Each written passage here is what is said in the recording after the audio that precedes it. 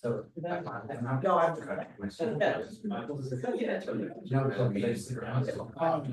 like one was true. I thought you did about 2 and then the first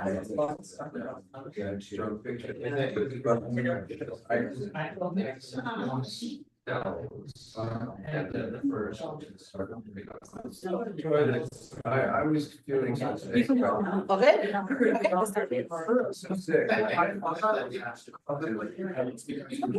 Thank you everybody for coming today. I'm glad we all could find us in our little.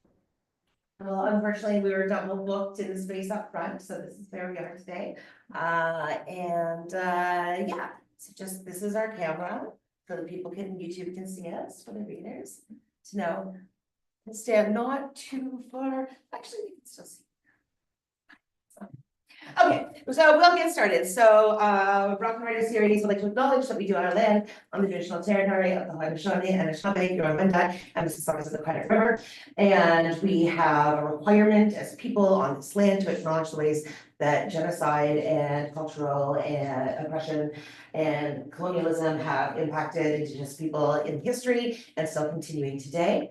And we'd like to see this as more of a call to action than just words. So I would like to encourage you to think about ways that you as a person can contribute to fighting colonialism, be it contacting your MPPs about matters that are at hand, such as boil water advisories, missing and murdered Indigenous women, girls, and Two-Spirit people, and ongoing efforts of the land defenders to defend the land. Indigenous people are the environmental stewards that we need right now to try and work our way out of the climate crisis for the continuation of the human species. So I really like us to really turn to Indigenous environmental stewardship now more than ever. And I can't talk about genocide because I'm still talking about other genocides that are happening.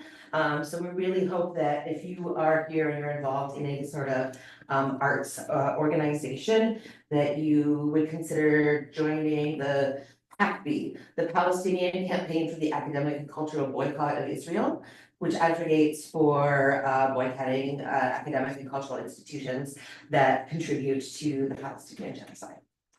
Also stating that this is a place where Black Lives Matter, where we don't condone any homophobia, transphobia, biphobia, fat phobia, sexism, heterocentrism, all of those things. Today's lineup will include, as always, a guest speaker with a brief Q&A for the guest speaker, and then 4 readers, and those 4 readers at the end. We were founded in 2009, which means we've been active for over a decade. Our Brockton volunteers are Dorian Emerson, myself, Faye Nong, here, Gina Shustunova, and Iris, and it's not here, and Curie Stockwood is not here, and Nancy Blackman. And finally, our sincere thanks to Toronto Arts Council and Access Copyright, our funders for this season, and to Gladly for being our hosts. Now we move on to Brockton's guest speaker. All right.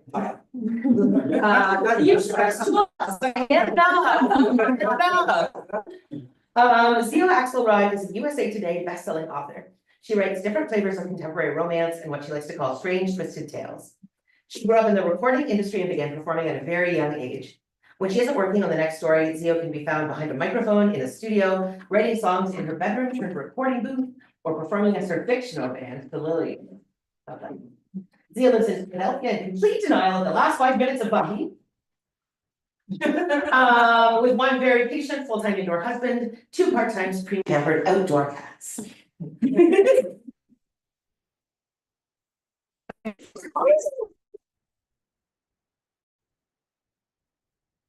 Thank you for having me. This is so cool.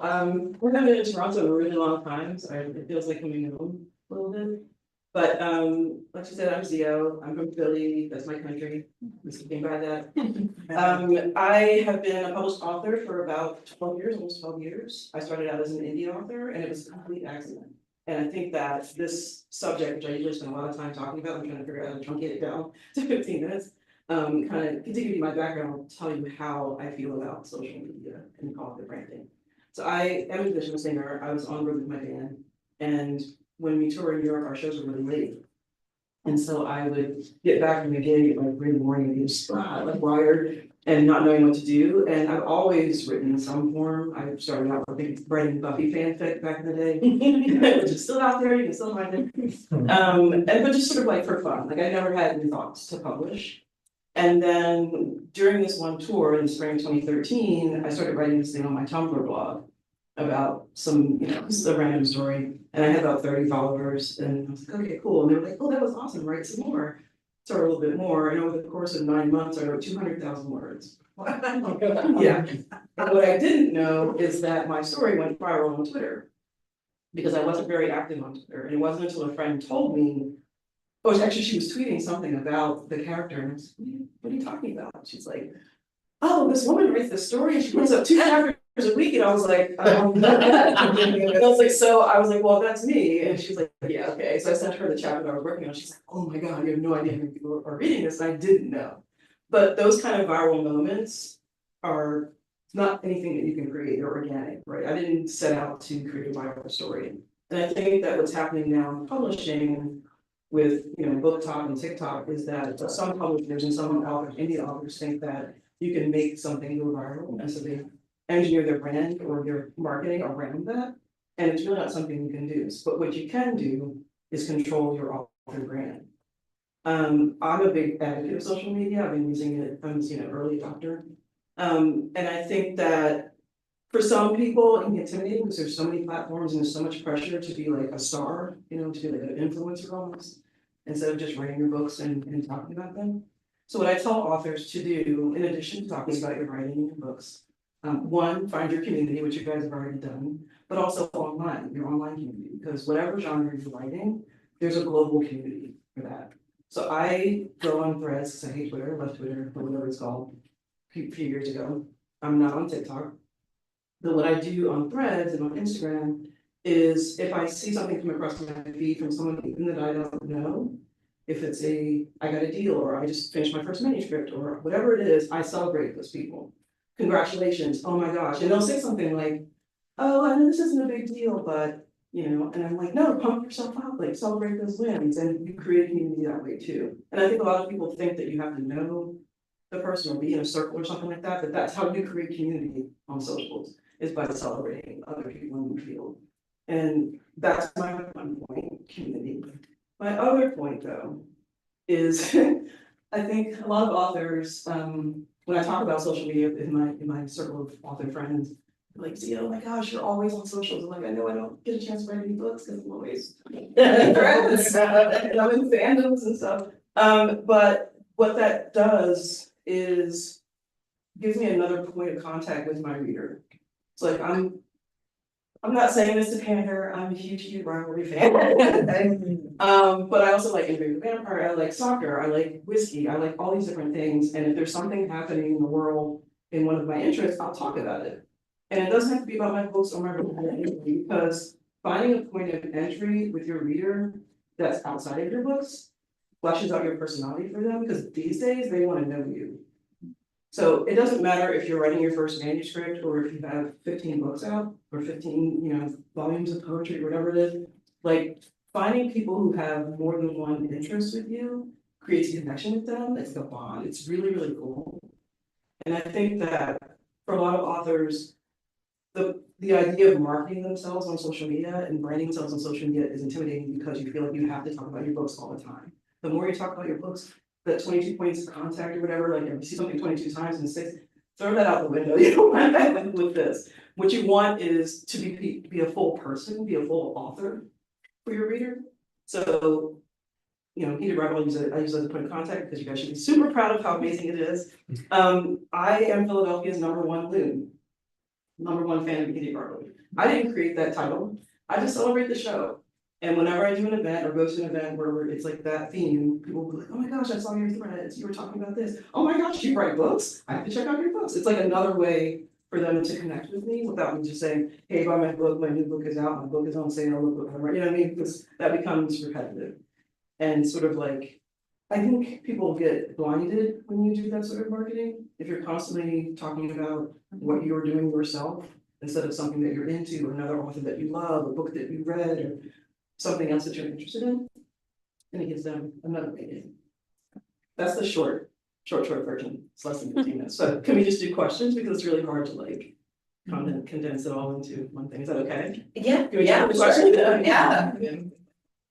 One thing I will say before we do questions is there are multiple platforms, clearly. TikTok is a big one, X or Twitter is pretty big.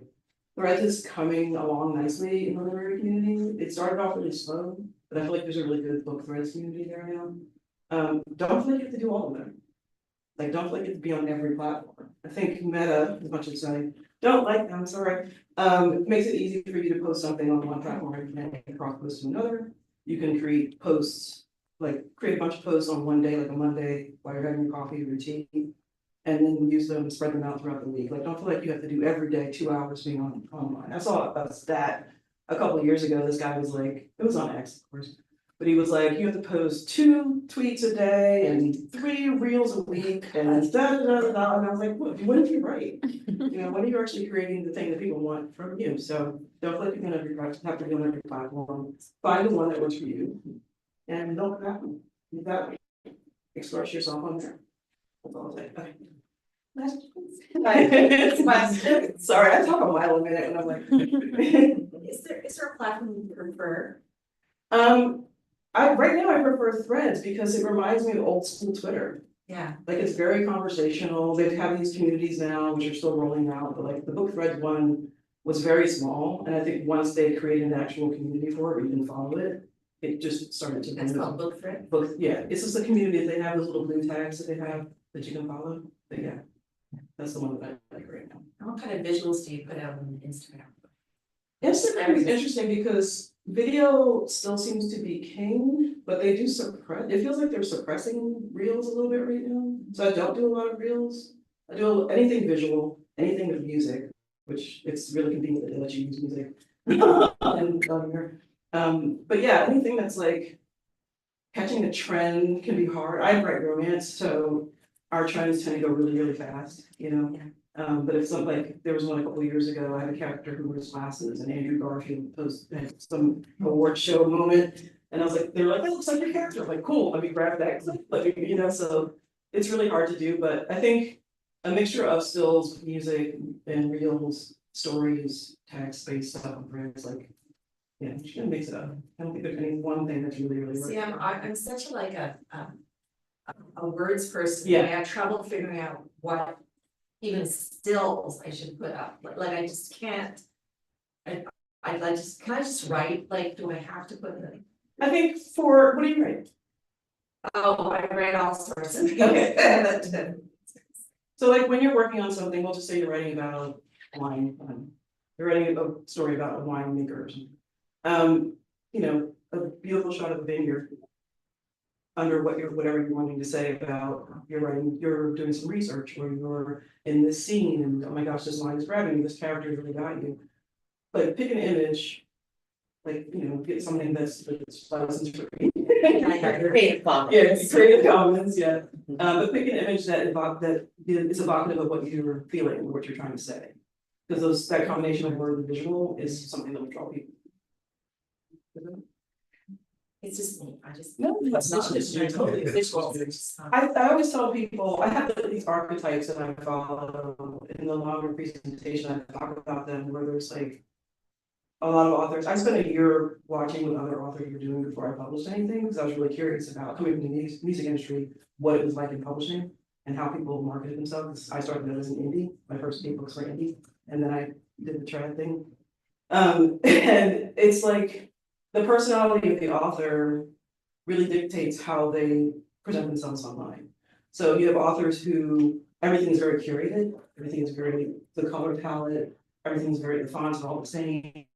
And it looks, you know, professional, but like cute and fun. You have some who are just like, I'm sharing snippets from my personal life, like curated snippets from my personal life, and that's part of my brand. You have others who are just like, there's a trend happening. I'm going to talk about that trend, and we can all talk about that trend together. You know, and it's like, there's a way of doing it if you don't want to be shown at all, if you don't want your face on one, you can just put up an image and some text. They don't have to see who you are.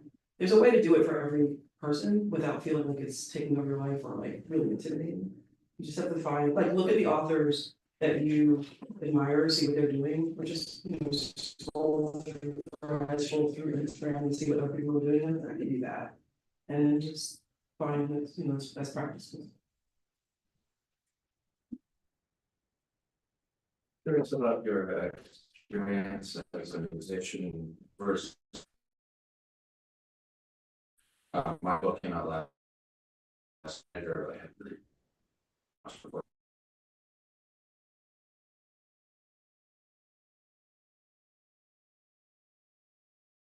Like vegetable on Twitter before. Yeah. And a lot of the people that were buying my book when it finally came out were all musicians I cultivated these friendships with. Yeah. But I haven't necessarily found that yet with other writers. Now on Blue Sky, which is not as effective, I don't find. So, but, were you able to sort of take some of that audience of people from your music and sort of cart them over to being an author, or were they sort of separate groups? They're very separate groups, and I didn't write, my big series is about an all-female rock band. But it's like the last thing that I wrote out of all those books. Like, it just never occurred to me to write like a music book and people. And now I'm like, hey guys, did you know I wrote this book that incorporates that I re-recorded music as a band and everything?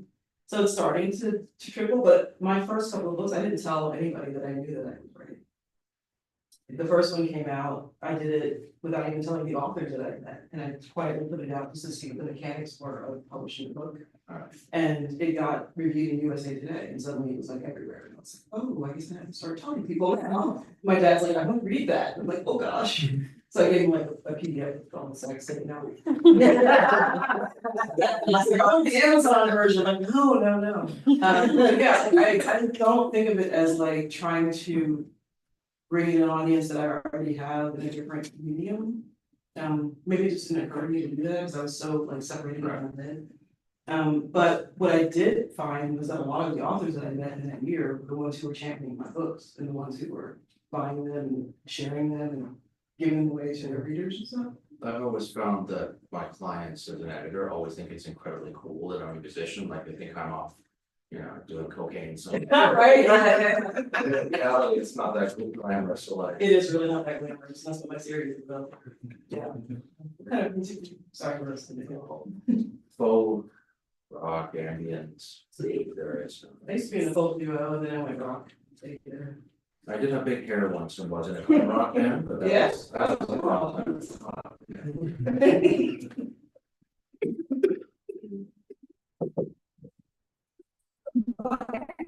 So when but I was trying to promote this festival last year and I was putting up Instagram posts and somebody was just like, you've got to put up stories to reach people. And I'm like, what the fuck is a story? And eventually I was just like, oh, you have this thing. And then it pops up and then people hit your, people talk to me like, what's the story and why is it more valuable than an Instagram? Stories are interesting. I'm not sure that they're more valuable, but there's like an urgency to them because they only last for 24 hours. So you put something up, like I know when I get tagged in a story and I see that it was posted 18 hours ago, I'm like, oh my gosh, let me go look and share it. Like there's a thing, there's like an urgency there. Whereas like your reels and your stills stay forever and they can just go back and look at it whenever. But if you put something in stories, it feels like, oh, this is something that's gonna be gone. So maybe that's. But also you can do silly things in there and not worry about it living forever, I guess, you know, kind of like TikTok, the TikTok that lived.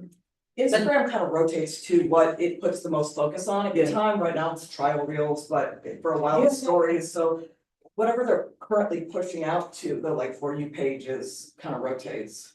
This is author J.R. Gray, by the way. Is there a way to know what they're pushing at any given time? Yeah, right. Authors discuss this.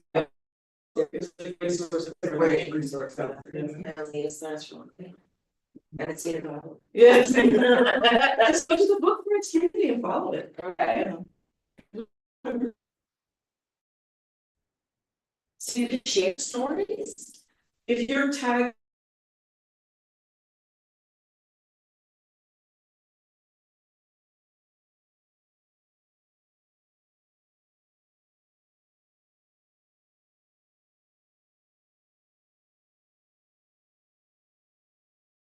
If you say at the end, and you don't want it to disappear, put it in a highlight reel, Yeah. it'll stay there forever. Those are those little circles above your profile, above your thing. This one? There's too many buttons. Yes. Yeah, Yeah, it's it's a a lot. lot. And it's always changing. Like now we have stickers on bread, which I don't understand. Have you seen them yet, the little stickers? There's- Yeah, and then your letters are like. Somebody will find a really cool way of using them, and then everybody will be doing that, but we're waiting for that. I just like that my like button is a hockey stick right Yeah, now. yeah, I do like, my brand is not my books, it's me apparently. I guess because I've been on the socials for so long, that people follow me from to whatever I'm doing. And so I've had to make sure that I'm consistent with me. Because the version of you that you put online doesn't have to be like all of you, like I know people have families and they don't show their kids, they don't talk about them. Like kid A, kid B and stuff like that. If that's something that you want to be part of your author persona, your pets, your house, whatever it is, your day job, whatever it is. But I always tell people, only put out what you're comfortable doing, because you don't want to feel like, say, you have like something that comes out and it's really, really big, and all of a sudden everybody knows everything about your life because you put it out there, which has happened to a couple of other friends of mine, and they're like regretting it right now. So yeah, just like figure out how much of yourself you want to share, and don't feel like you're being inauthentic just because you're curating that part of yourself. This is your brand. And you want to protect it. Just as a Threads newbie, how does stuff that you post on yours right end up on Book Threads? How does You it can work? tag it. You tag it, Yeah, just go at Book Threads. yeah, there's a community button at the very top if you go to just create a post. Okay. There's a little community thing that you can put a tag there. Awesome, thanks. And depending on what you, the algorithm learns what you stay on, what you focus Yeah. on, and then it will feed you more of those posts. Yes, it's Uh, really Then you good. can interact with the community more. Yeah, the algorithm on Threads is. It's pretty is good right Really now. strong. Yeah. It's like old school Twitter. Yeah, and you have to be careful not to interact with things that you don't want to see, Yeah, because that. because it'll be like, oh, you interacted that, I don't care if you like it or not, we're giving you more.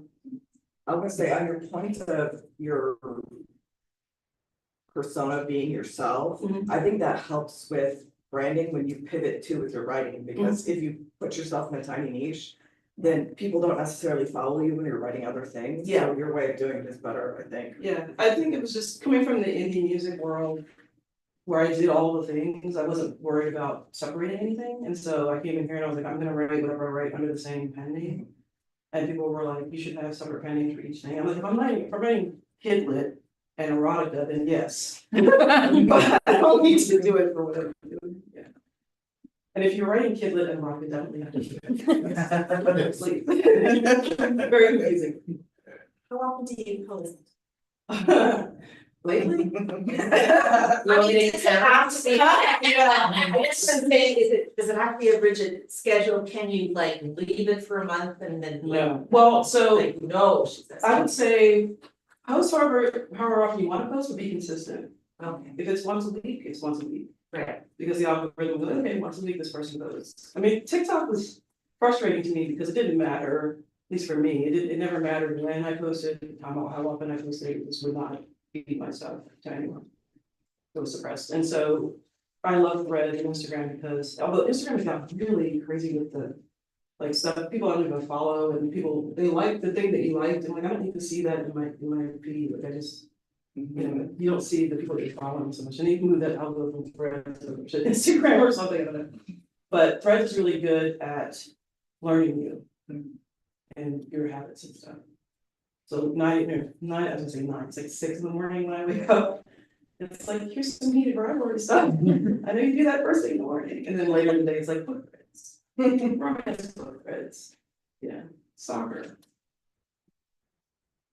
You can't take a vacation from it.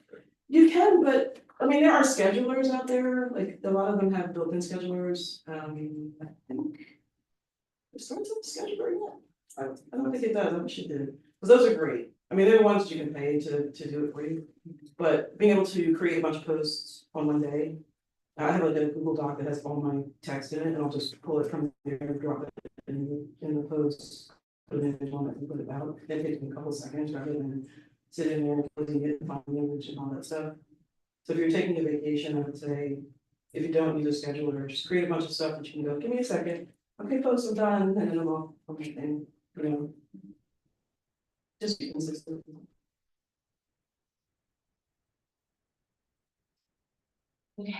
Looks like you posted 13 times And 11 of them are getting by the way, right? yesterday. And some of the stat, looks like. Oh, yeah, because that's stuff, yes, yeah, I'm a fandom person, so I like engaging. Okay, thank you very much.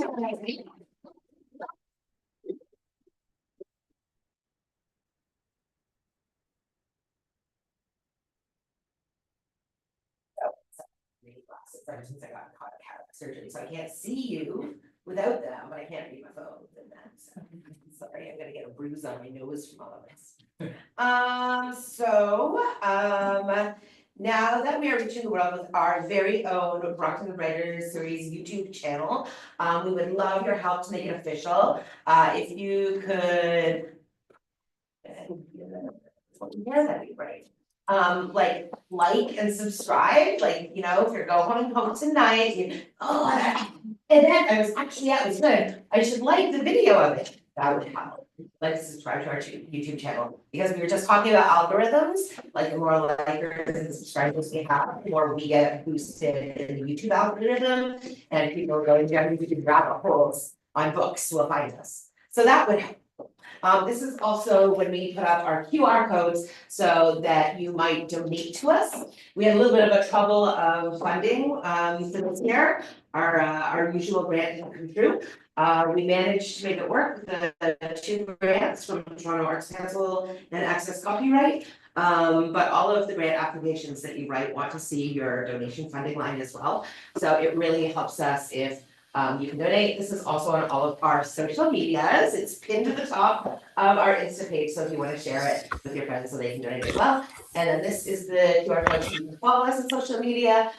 We're on Instagram, we're on Facebook, we're on Blue Sky. Which I honestly never go on myself.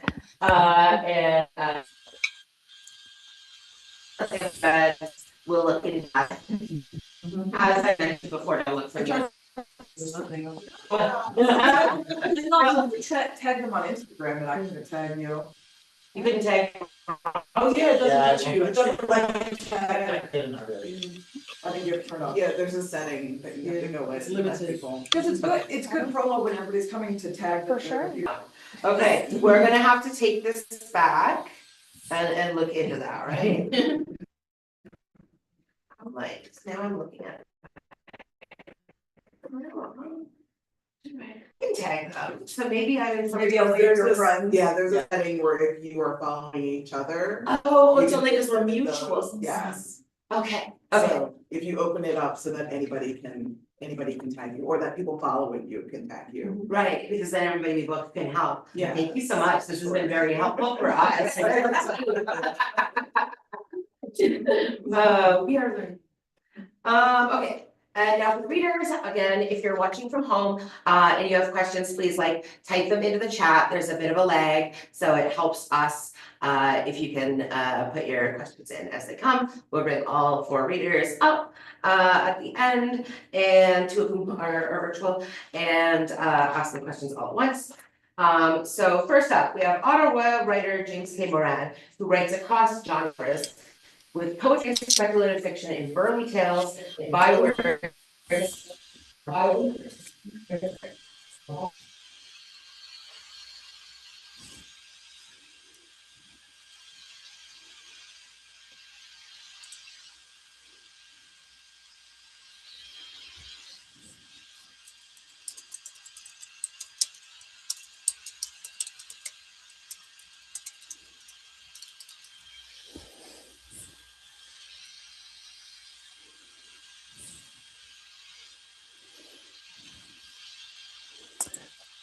First off, can everyone hear me?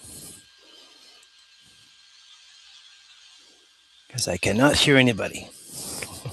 Yeah, you're good. You're good. Hooray! Oh, I hear somebody. All right. Hi, I'm James. The rumors are all true. No. Thank you so much, Dorian, for the kind introduction. I want to thank everyone there, like Iris, Faye, also Glad Day Lit, and for putting these things on. I love it. Last year, uh, we had the pleasure of doing a reading before Pride Toronto with Dorian, and it was a blast.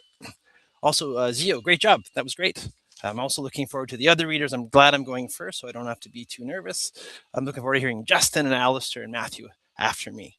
So, what I'm going to read for you tonight, I'm going to read a sample from my short story collection, Fear Itself. Okay, it came out from Lethe Press in 2022.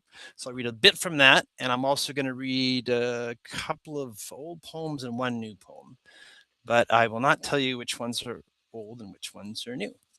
So Fear Itself, it's got 10 stories, and they're mainly horror, but also sci-fi and fantasy.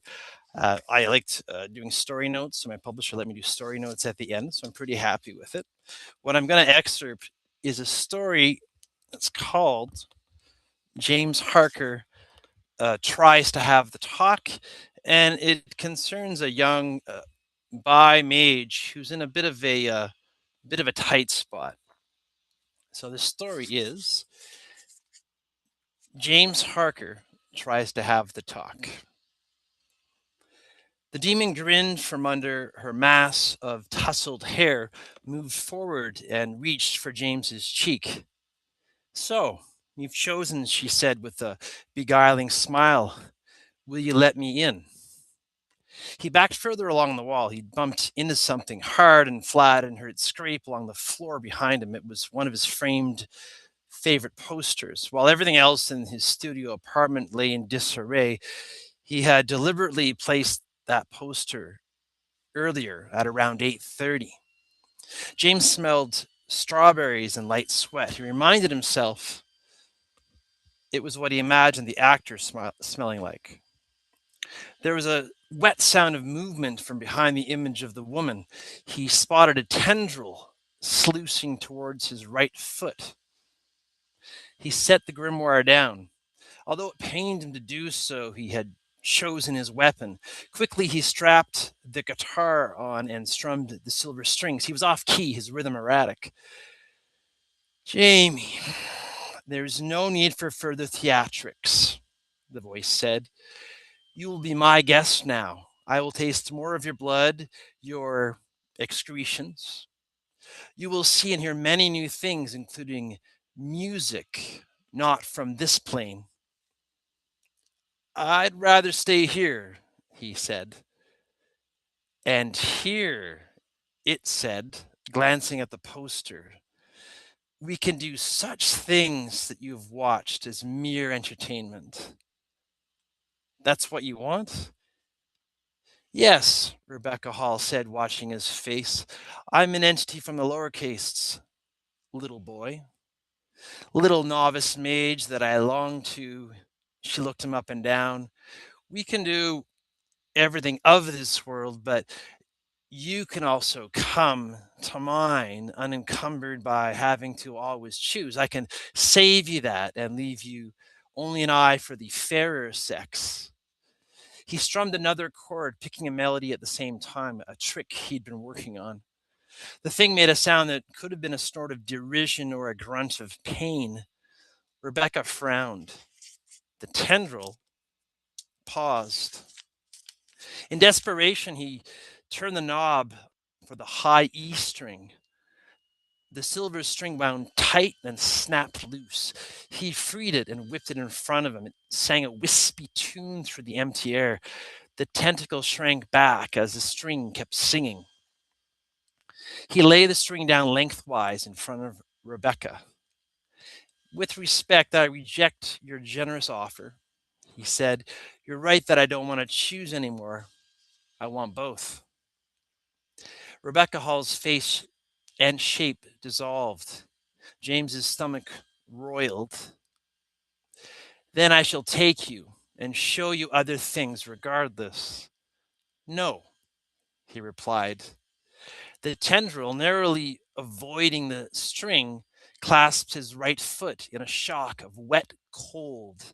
James snatched up the E string and whipped it at the limb, catching the other end of the string with his hand.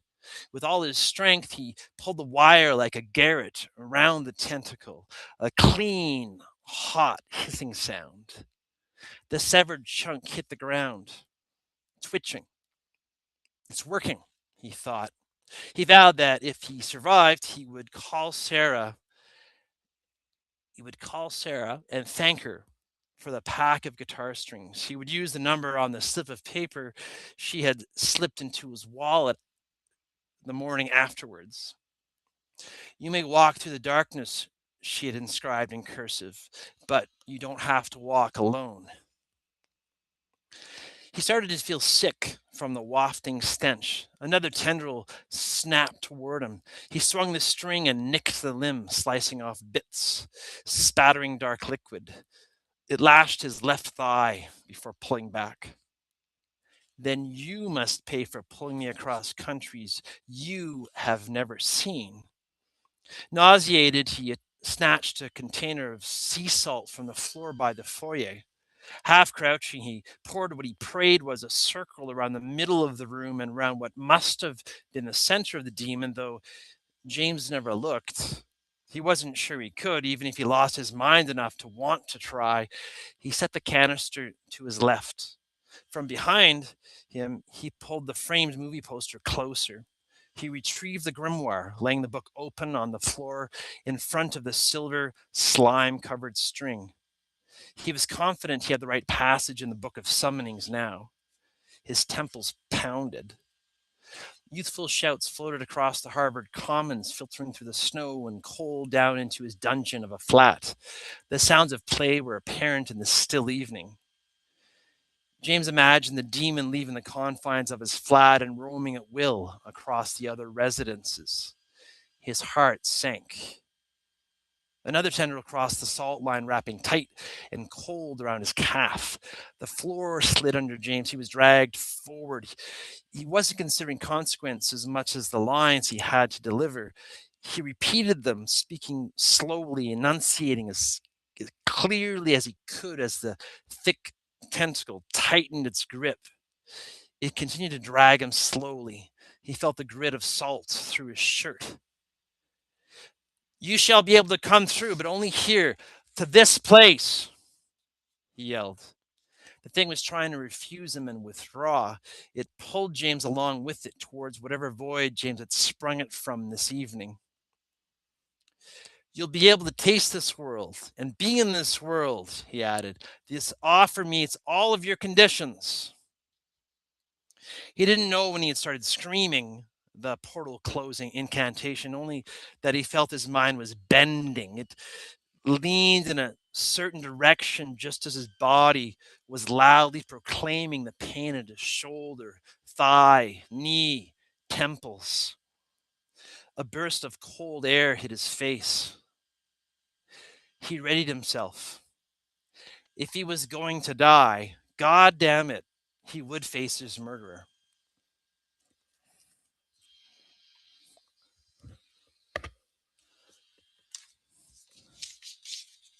So that's a bit from Fear itself. Now I've got a poetry sampling. Oh, thank you. My co-pilot AJ just applauded. She's over there. AJ Dolman is in the house. Thank you. So I've got 3 poems to throw at you.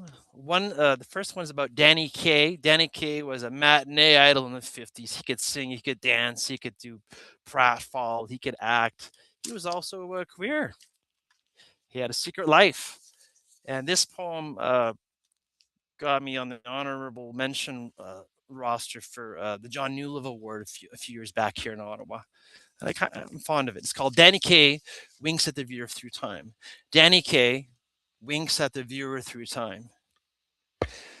You ape effete, subterfuge cloaked in wondrous tinsley irony, arched eyebrow, jovially, oh so oval lip curl, exteriorizing your thoughts. Studio lights crescent my cheek, my pantomime of coquette. Not the seismic id, plainly relieved, and handsome grace. Elemental in dance, song, scattershot, glimmer, gleam, dance, persona as mist flit over winter-laden St. Lawrence River.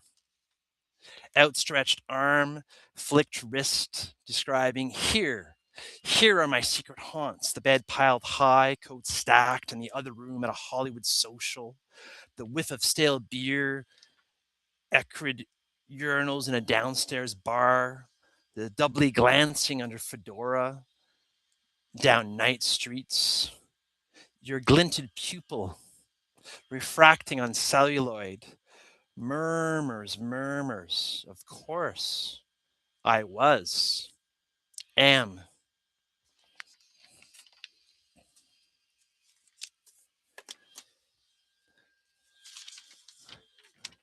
Yay.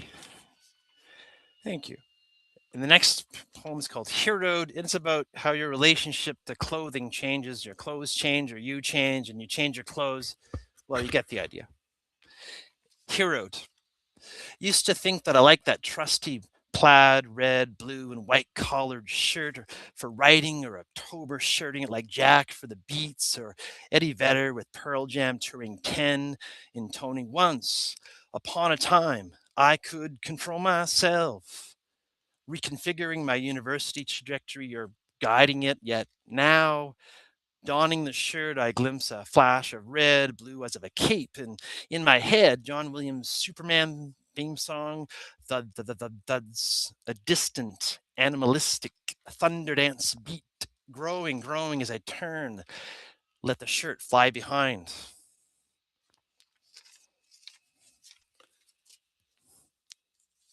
And for my last one, I'm going to read about winter at a cottage. And I submitted this to ARC Poetry years ago and ended up getting being mentored by a poet for their poet in residence contest, residence program based on this poem. And I'm going to share this with you now. I might have given away which one's the older poem. Oh, pardon me. I didn't give anything away. White Lake in an early freeze snap. The water is too hard, too soon, sounding like a wire snapped across a drum. Geometric music cracks and zigzags, scatters quick crevices on the iced lake. A teacher, writer, and retailer gingerly step, careful of slips and staying ashore. The misty, distant island blurs boundaries between one holiday and the next. We are between them. Our lives cross less as years and jobs splinter us, but more at this cottage, going back, weighing down, pressing on. We prove that we will at least reach this pressure together. Shiny beneath the surface, bubbles appear as hard-blown glass beside fish in unlikely and rare company. Thank you. Thank you, Justin. Kids.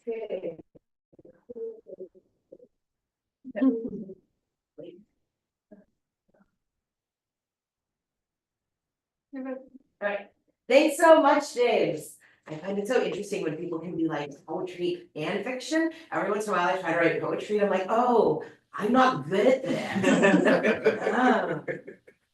So we've got one more person virtual and then two in person. Online, we have Justin and Chenta Hive, a stuttering Filipino Canadian passionate about tarot, science, and writing. Living in Toronto, Territory 13 territory, but emergency situation tonight, which is why he's virtual. He's exploring his writing voice through lyric essays and creative nonfiction, drawing from his experience being bi+, ace, racialized, and disabled. He's at Rampancy on Instagram and JNChetta25 on Blue Sky. Justin. Hello, it's great to be here. Yeah, I've been a stutterer for all my life, and it's just been a very difficult relationship that I've had with my stutter. And it was just fairly recently that I came to the realization through many conversations that I could actually consider myself disabled. And there was a lot of back and forth, an inner conversation around whether or not I had a right to call myself that, because I wasn't disabled in the way that I always seen that label meaning. And that conversation kind of was like a quiz that I would be interrogating myself. And so I would ask myself questions like, how do you define disability? A, an umbrella term covering impairments, activity limitations, and participation restrictions, none of which could ever apply to you. B, tell us more about your experience with asexuality and disability. You imagine the question coming up in tomorrow's news interview. You've worked with asexuality and queerness to cut out and hammer together a healthier identity for yourself. But you haven't considered disability to be an identity you had the right to claim. You wonder if you've been wrong.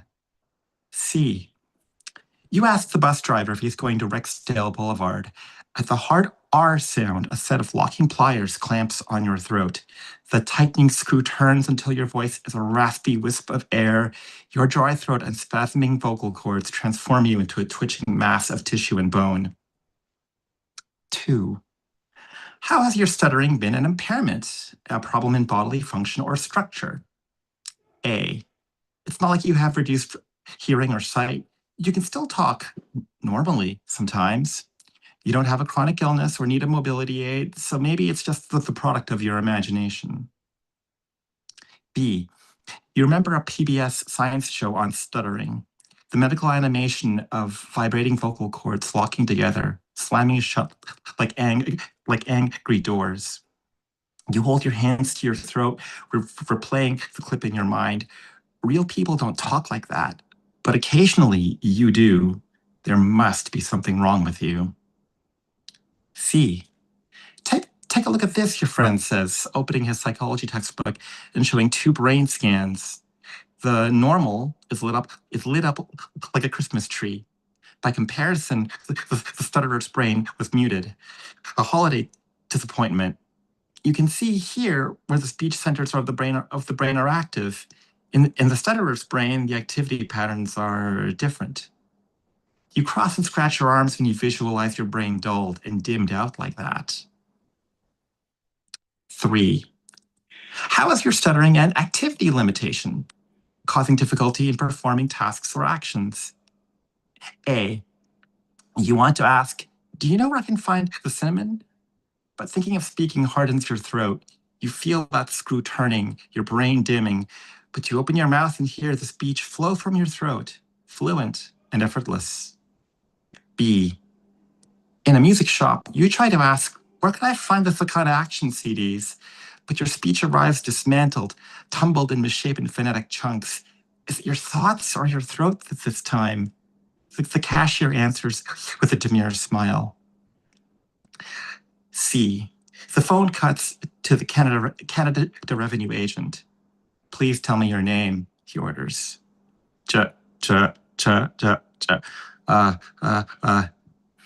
Your body's voice runs into a brick wall. Head ringing, you glue together fragments of syntax and filler words into language. The agent's tone sharpens, impatient. You mean you don't remember your name? 4, do you consider your stuttering to be a participation restriction, a problem impacting your involvement in life situations? A, it's not a restriction. On some days, fluency is effortless. When your throat stumbles mid-speech, you know those listening will wait for you to finish speaking without judgment or mockery. You feel able, not broken. B, you struggle in the liminal space of a restricted body that works on the whims of muscle spasms and misfiring neurons. Your speech flows in and out of dysfunction, refusing to conform to your definition of disability. C, it is a restriction, but you don't care. You don't care how long it takes to say, take the stairs towards Bloor Street. You don't care how you look, neck bent askew, jaw contorted. You will the words out of your grinding throat and into existence. Disregarding external triggers, the universe shrinks down to your vocal cords, racing each other to the finish line. 5, how do you feel about your stuttering as a disability? A disability? Your voice box is shorting your playground. Put your words inside, seal it shut. Will you or won't you stutter? You won't know until you open your mouth. How could you be disabled if your disability is a state of quantum uncertainty? B. Your stutter propelled you forward, forging rich new inner worlds defined not by your disfluency, but by written language. The journey was difficult, but you couldn't imagine who you'd be without experiencing all this. C. You fantasized about swallowing razor blade shards or hydrochloric acid to punish your straining throat. You were grateful you never acted on it. Record your answers. How many of each answer, A, B, or C, did you choose? If you chose mostly A. The question of whether or not you qualify as disabled lessens in importance compared to the question of how you relate to your stutter. Do you continue to fight it, or do you embrace it?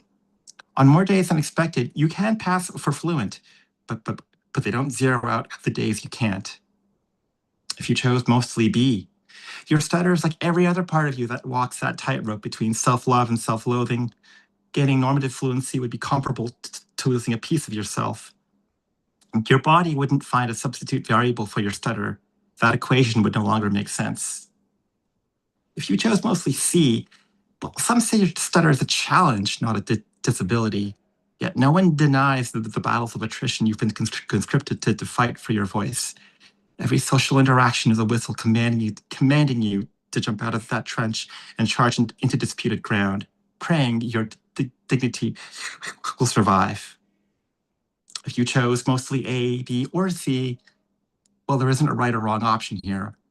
Only the truth that your stutter belongs to you, not you to it. The answer is whatever you need it to be. Thank you.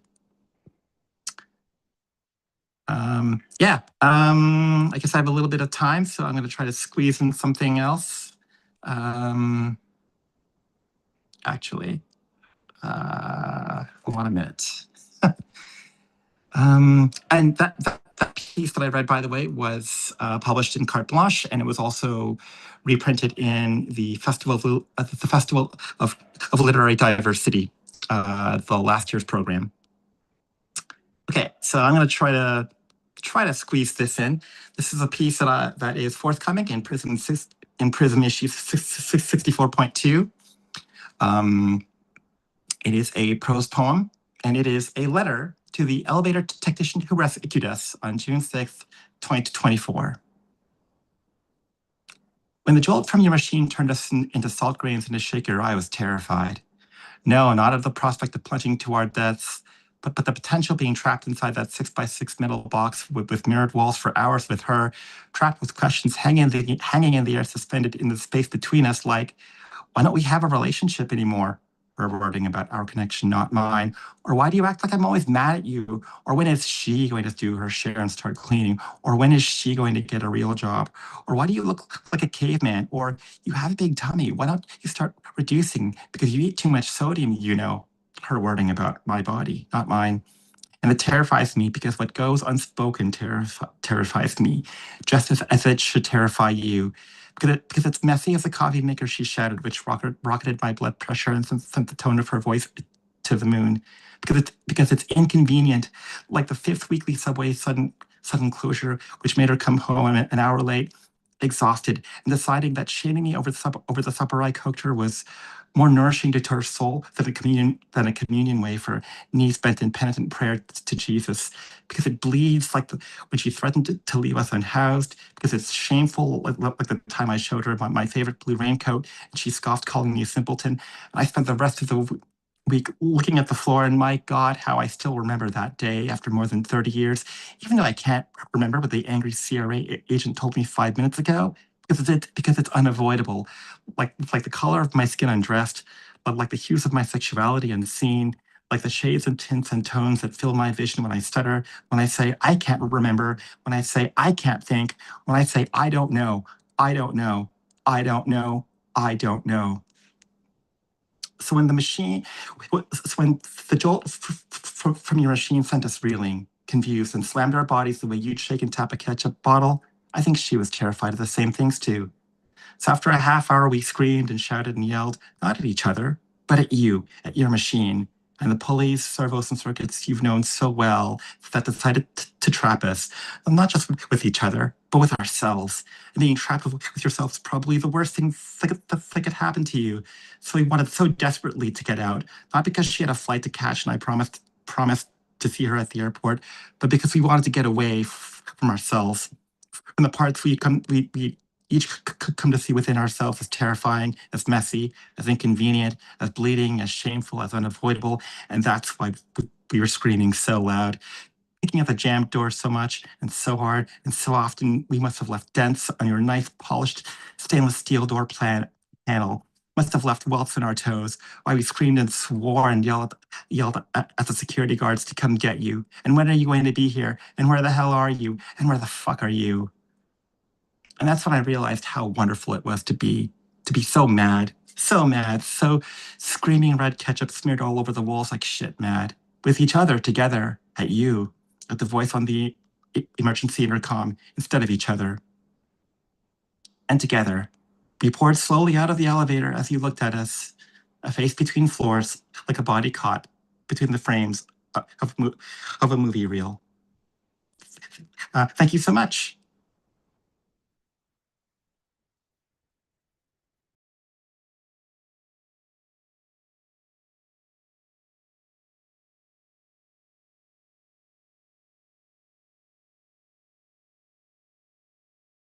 Next up, we have Alistair Thompson, a professional book editor of almost 3 decades and an eclectic musician.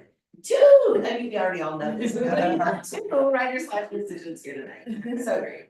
He's the author of the sci-fi novel Birch and Jay, a former resident of Toronto. He now makes his home near the woods of North Bay, Ontario. Let's start.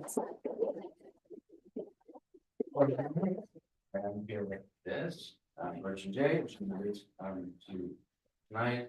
And I will sell it to you for really dirt cheap, but lighten my load on the way home, please. So I wrote a piece of climate fiction deliberately a couple of years ago, and it came out a year ago. And when I was writing it, I thought, well, how can I make this a little bit distinctive from the flood of other climate novels that are out right now? Because it's the thing that everybody's really scared of, is the end of the world. I moved up to North Bay about 10 years ago, and I spent the first 40 years of my life here. One of my apartments is just up the road from here, actually. So what I did was I set the novel between North Bay, where I live now, and Toronto, Highway 11. Which some of you may know if you left Toronto. I never know when I speak to people from Toronto how far they've gone. When I was growing up, I never went far. Further than Barrie, really. I think was the furthest I went until I married my wife in North Bay. But anyway, that opened up opportunities to talk about things that don't really get talked about geographically and culturally. And so I have to give you a little bit of background before I read a couple of segments from this. My protagonist, Jay, is part of a guild that lives in a small community built in the ruins of North Bay, Ontario, post-climate collapse 100 years in the future. And he's been sent out on the road on his first sort of adventure to find knowledge that they can archive and study, so that the goal of the whole community is so that we don't make the same mistakes that we made in the industrialized world to destroy the planet and destroy our civilization. On the way, he meets this elderly woman who turns out to be from his community. And Elm is going to investigate an authoritarian state. Where else but in the province of Toronto, which is called Great Toronto 100 years in the future, because that sounds more threatening. So they're going to find out what's this all about, who are these evil people, the worst parts of the industrial past in the ruins of Toronto. So the parts I'm going to read to you here are from when they are nearing their goal, nearing the trip down to Steeles Avenue only took about 45 minutes, but they were brutally hot minutes, even though the sun was nearing the horizon, casting the broken jungle-covered anthropocentric landscape in an eerie reddish glow and huge shadows. You can easily imagine that not only humanity's time on Earth, but also the life of the planet itself was nearing its end under a swollen sun. buildings were gargantuan here, larger than even anything I had seen in Great Sudbury, and I gawked at them as we passed. Some of them probably had at least 20 stories, and some you could see right inside, since the glass they were once covered in had fallen away long ago. The highway stretches like sentinels with their ancient corporate logos hanging off them. A couple of them were caved in as though hit by a tornado or a bomb. Every now and then there were big roadside signboards that once held advertisements, but those had been peeled away decades ago. Now they just sat there blank and gray. Down power lines lay across the road, dormant and harmless. Once we had to pick our way around the girders of a fallen electrical pylon. There were also pleasant and frightening moments. About 20 minutes after we were back on the massive 400 highway, which the 11 had become upon reaching Barrie, it had to be at least 10 lanes wide, and I can only imagine the tens of millions of cars that had once crowded it. In the failing light, I saw a peculiar object on the road on the left side of the crumbled median, something that wasn't debris or vegetation. Ellen, what's that? She stopped pedaling and gazed intently over at it for a moment, frowning. I'm not sure we should find out, Jay, but I was already moving. I'll leave my bike.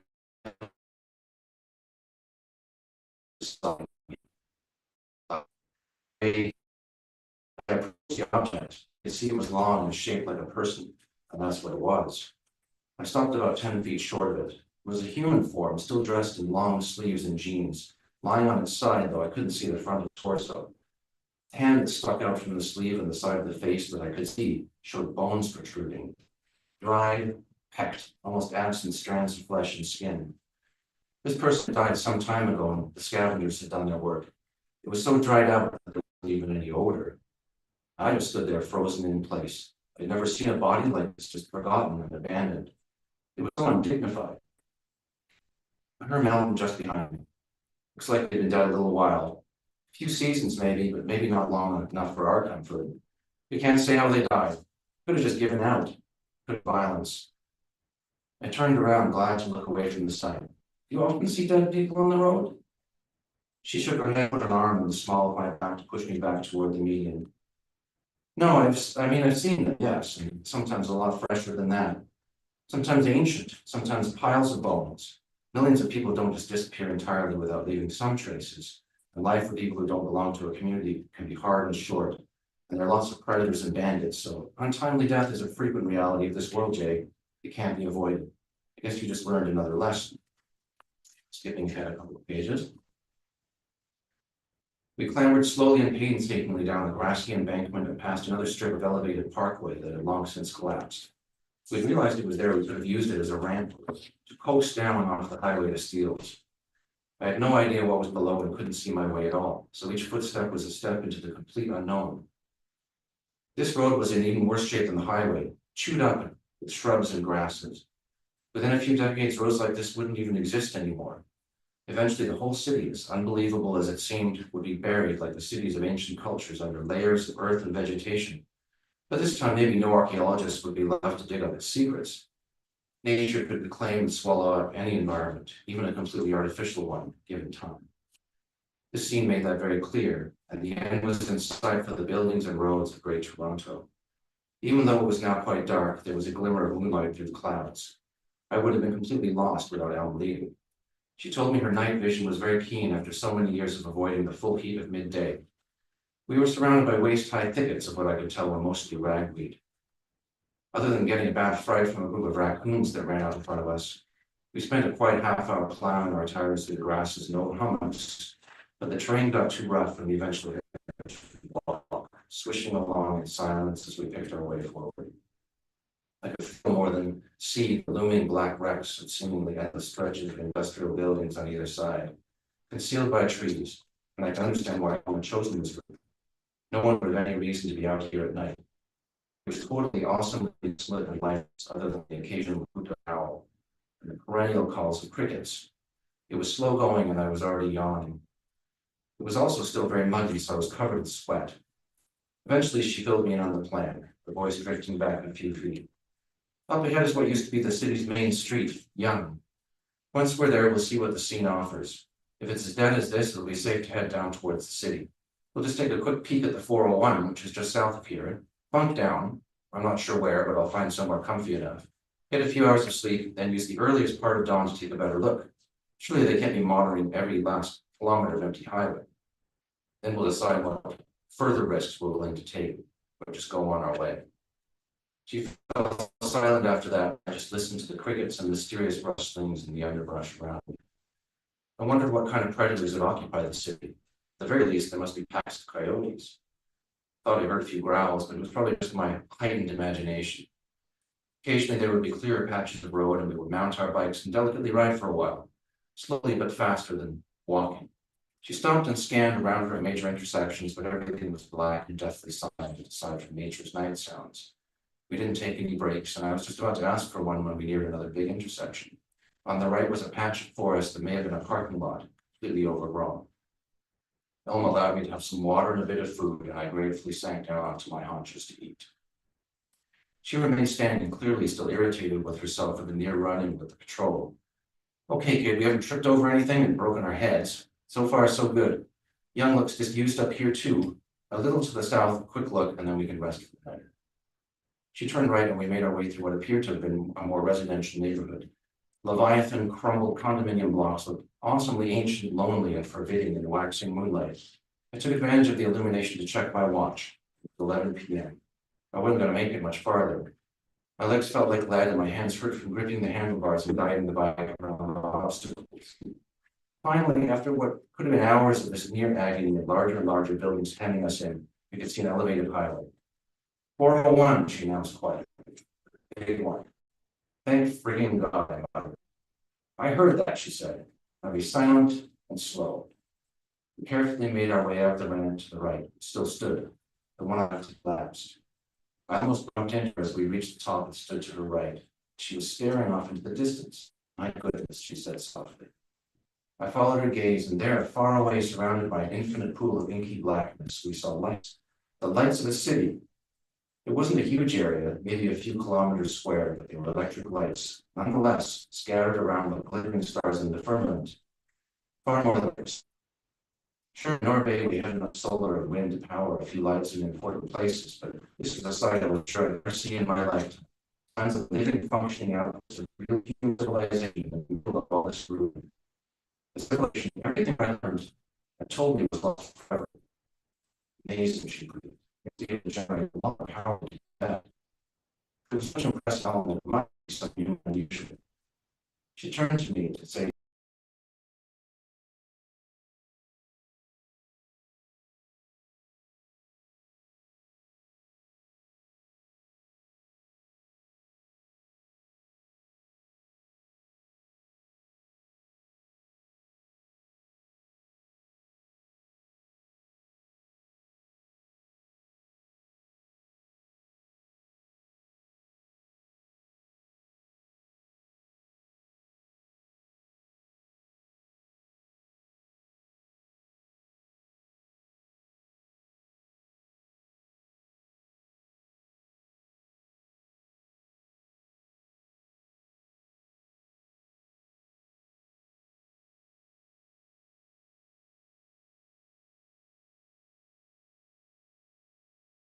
she was doing as I had said.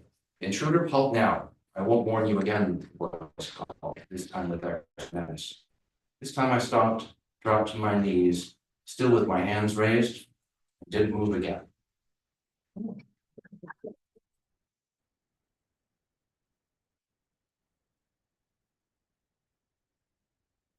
Just love shit set in Toronto. I just do. It just makes me happy. There's nothing set in Massey. If anybody wants to write something set in a one town of 1,000 in Northern Ontario. Has to write it. Yeah, I have to write it. Nobody's publishing it though. Our next writer also has many things set in Toronto, which I find. All maybe, yeah. Matthew J. Trafford earned his MFA at the University of British Columbia. He's the author of the critically acclaimed story collections The Divinity Gene from Douglas and McIntyre and Runs in the Blood from Our So-Called Press. He is an avid fiber artist and his alternate persona of Fairy Godfather Knits. You made this? Yeah.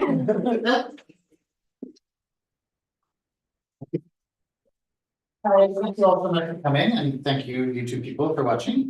I'm gonna read from the newer book, which is called Runs in the Blood, and it's all stories about family, whether that's biological or chosen, queer families, and the stories are quite different as well. The one I'm gonna read is in the form of a fable. A few years back, I was selected to be part of a group of writers who were charged with writing fables for the 21st century, and this is the fable that I wrote. I'm gonna read like an abridged version of it. And it is set in Toronto, and it is called Far from the Tree. Vashbear was born in the forest, far to the north of the city. He grew up beside his three brothers and under the watchful eye of his mother, but he always felt different from the rest. Where his brothers took to the normal raccoon interests of expanding their territory, Vashbear couldn't care less. He found trees monotonous and oppressive, while his brothers were always looking for food and working out so they could bulk up and make themselves impressive to females. Vashbear preferred to subsist on only a simple diet of berries and nuts, eating just enough to get by. And most notably of all, when they reached maturity, his brothers only cared about the size of their penis bones and how many females they could mate with in a single day. Vashbear had no interest in the females, which insulted them. There were no other raccoons like Vashbear in the forest, and no one seemed to want to be his friend. When their mother let them know it was time for them to branch out and find their own territories, his brothers set off together for a den they had heard tell of several kilometers away. They didn't want Vashbear with them, and he wanted to go with them even less.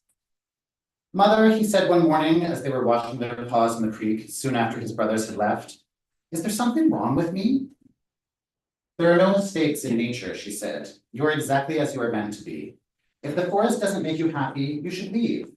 Go south to the city. You will find other raccoons like yourself there, and wonders you could never dream of.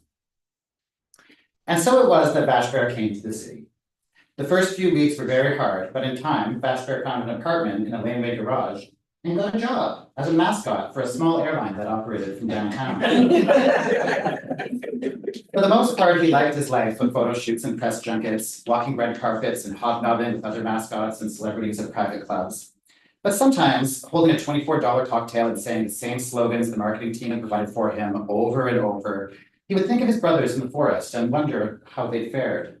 And sometimes, watching couples display affection and leave together in Ubers, he felt lonely and wondered if he ever really would meet another raccoon like him, as his mother had promised. One day, Vashbear was at a party thrown by the CEO of a new light rail transit system that was making a bid to build in the city, a project that would span 20 years and cost billions of dollars. The party was the typical sea of blank, uninterested faces, and Vashbear installed himself near a plate of chicken satay skewers and proceeded to eat his feelings of loneliness and existential despair. And then he saw them. In the corner, standing together, were two raccoons, a male and a female, sipping Veuve Clicquot. Vashbear went over to them straight away. Raton was a model for the movies. His body was the basis for Rocket in Guardians of the Galaxy, one of Vashbear's favorite films, and he spoke with a devastating Quebecois accent. Vashbear was so attracted to him that it took all his self-control not to extend his penis bone right then and there. Reguma was the most captivating female Vashbear had ever seen, with pale fur and eye rings that extended all the way to her ears. She was a set designer and had been born in Japan and was traveling throughout North America to find her ancestral village. Their conversation continued for hours, even as the party wound down around them. After many drinks, feeling uninhibited, Vashbear asked the question he had been desperately running through his mind all night. Are you two mate bonded? They laughed kindly. I only couple with females, Reguma said, and Raton prefers males, but we share a den and we love each other deeply. That night, Vashbear left in a cab with his new friends.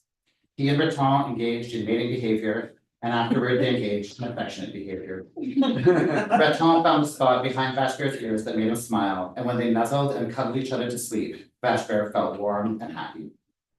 After many blissful months together, the three raccoons decided that they wanted to raise a litter of kids. They wanted to nurture a family of raccoons who knew the city as home, who would understand interspecies multiculturalism and grow up tasting foods from all over the world. Raton knew a domesticated and deglanded skunk who belonged to an IVF doctor and knew how to help them with insemination. They decided both Vashbear and Raton would provide semen, and the three of them would raise the kids together. When Reguma's belly started to grow, Vashbear could hardly contain his excitement. Not too long ago, he had felt condemned to live his life alone, and now he was expecting a litter he would nurture and love, along with his lover and their best friend. Each of them rushed home from work now to make alterations to their den in anticipation of the kids. They made a nest of shredded newspaper and placed styrofoam lids from takeout containers against the beams of the garage attic to help keep out the cold. They hung mobiles and made rattles from avocado skins and cherry pits. They stored up food so that Reguma would have enough to eat in the first few weeks when the babies would be blind and unable to hear, before they would be able to take the kids out and teach them to forage. One night soon after, Vashbear was awoken from his sleep by Reguma's sounds of distress. The kits were about to be born. Vashbear nuzzled Breton and squeezed his shoulders with his paws. Wake up, Breton, it's time. Breton and Vashbear went to Reguma's side. They held her hands and gave her sips of sugar water out of a hummingbird feeder they had stolen. Vashbear thought of his mother and how she had done this very same thing for him and all his brothers. Reguma struggled valiantly, and she pushed 5 kits out into the world, 3 males and 2 females.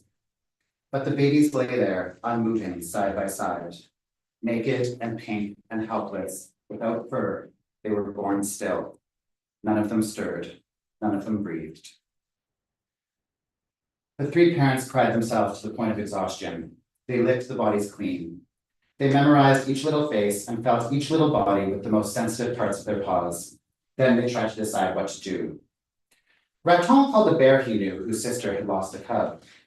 Vashbear called a hotline he had seen advertised on the subway. The hotline told Vashbear his call was important and would be answered in sequence as soon as the next volunteer agent was available. The bear told Breton, your whole family should go see the snowy owl who lives in the abandoned brickworks. She is wise and may be able to comfort you in your grief. So they wrapped up the bodies of their babies and carried them on their backs. They arrived at the brickworks just after midnight in the witching hour. They approached the owl, perched white and weightless high above them with a plastic bag stuck in a wire. Who, the owl asked. Who dares to approach my lair? The 3 raccoons spoke their names. Sniveling quadrupeds, the owl said. Ground sniffers. All day I have labored at the pharmacy, counting pills and coins, bills and bottles, and interfacing with the world of humans. Though it is not natural for an owl to feel so at night, I am tired beyond words, and my unchecked hunger knows no bounds. Why do you disrupt my solitude? Our litter has been born dead, Vashbear said. We come to you seeking whatever wisdom you might give us. The owl swooped down and stood before them, a fearsome bird, larger than they were. You may each ask one question, the owl said, and I will answer it truthfully. But if you would have me ease your minds and give succor to your souls, you must tend to my gnawing stomach. If you will have my wisdom, the price must be paid in flesh. The 3 raccoons looked at each other, desperate, almost mad with their grief. They solemnly nodded their assent. Reguma approached the owl first with 2 kids in her arms, a boy and a girl. She laid them down before the owl, whose eyes glowed amber like streetlights in the night. Wise owl, Reguma said, what did I do wrong? She was thinking about a drink she had to celebrate right after they had inseminated, and a cup of caffeinated coffee she snuck at work after a night when the cramps had kept her up, and the unpasteurized cheeses and cured sandwich meats the 3 of them had shared not a week before the birth. The owl regarded Reguma coolly. With a duck of her head and a sickening swallow, the owl ate the first kit. Then she grabbed the second kit in her beak and crunched its soft bones down her throat with 3 gulps. Miserable mammal, the owl said. You have never known what it is to cherish and protect an egg. You grow your babies inside you like tumors. Do you think you are so powerful that you can alter the course of life as it has unfolded for eons? No, you did nothing wrong. In this tragedy, you are blameless. It is your place to suffer, but do not ask why. The second to approach was Raton. He laid 2 kits in his arms, a girl and a boy. He put them down before the owl, knowing he would never hold them again. Wise owl, Raton said, what kind of life would my babies have lived? He was thinking of all the things he would never get to do with them, the first steps he would never see, the intricate joys of discovery he would never know through his children's eyes. The owl wasted no time dispatching the 2 kits down her gullet. Raton had to wait as she adjusted her feathers and suppressed a belch. The male would have had a good life, the owl said. He would have had many kits of his own, and they would have formed a band of family singers that would tour all over the world. The owl blinked her large amber eyes. But the female, she would have caught distemper and wandered into a human backyard. The humans would have called animal control, which would have taken her in a net at the height of her distress and euthanized her on a stainless steel table and incinerated her remains. Raton took small steps back into the shadows, shaking with tears, and slumped into Reguma's arms. It would be the last time she held him. A few weeks later, Raton and Bashbear will be eating a quiet meal together, and Reguma will come home to their apartment after having been out for several days. She won't say anything, but they will smell right away that she is pregnant. She will see on their faces that they know, and that the litter isn't theirs, and she will begin to cry. I'm so sorry, she will say. It was instinct. I just couldn't resist it. The urges were so strong. It's okay, Raton will coo at her. It doesn't matter if the babies aren't ours. We can raise them all together anyway. He will look to Bashbear for reassurance, and Bashbear will nod vigorously. No, Reguma will say, I'm sorry. I am too far from my homeland, and for me this territory holds neither luck nor joy. I am taking my leave of you and returning to Japan to start my family. After they all cry for a while, Raton and Bashbear will help her pack her bags and take her to the airport. As they watch her plane rise into the sky like a giant white metal bird, they will hold each other's hands. Bashbear was the third to approach the owl, the final, smallest kid in his arms, a boy. He placed his son lovingly on the grass before the monstrous bird. Wise owl, Bashbear said, my friends and I are different from our litter mates. Each of us has left home and journeyed far from all we knew in search of something better. This is how we found each other and how we set out to create a family of our own. Ask your question, said the owl. Bashbear said, is what my mother told me true, that nature makes no mistakes? He was thinking for the first time in a long time of the smell of pine sap after rain and of his brothers wrestling before a meal. He was thinking of his mother's paws on the spot behind his ears. The question hung between them in the air. Bashbear could hear Raton and Reguma taking ragged breaths. He could see the chest of the owl rise and fall, and his own breath whistled in his ears. Only the child was still. The owl devoured her final prize. She locked her inscrutable gaze on the mournful raccoon before her. Yes, she said finally, your mother's words are true. Then she soared back up to her perch, and the night returned to silence. I'm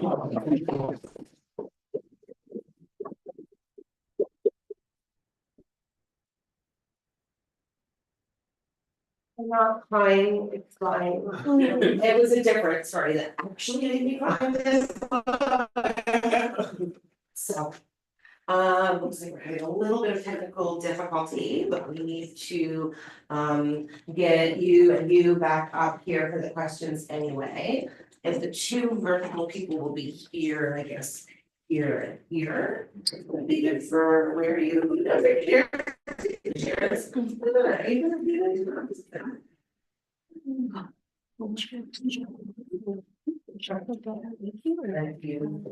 Back in right just side, we'll see if the camera catches you. It looks like we had some power problems. No, I see it. I don't know what that is. Yeah. Okay, good. I don't need this anymore. Questions.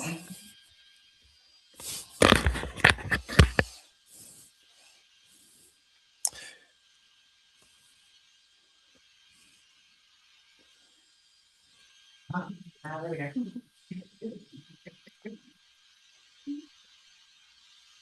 All right. That's us. Okay, you're definitely in shot, so that's great.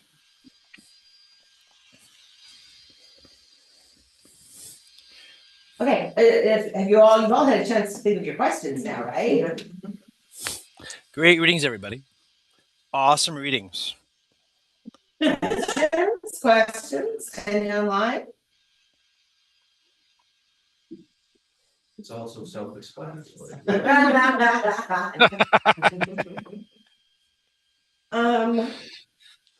So I'm thinking, I mean, obviously, my first thoughts that I'm thinking about is like place, because they're both set in Toronto. But James, are you set explicitly in Ottawa?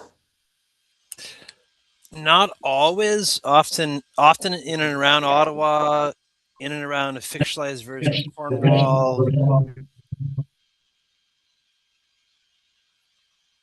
Oh, sorry, I heard some feedback. Yeah, so whatever this story or the writing kind of wants to go. But I do love a good local reference. I like the verisimilitude of setting it up.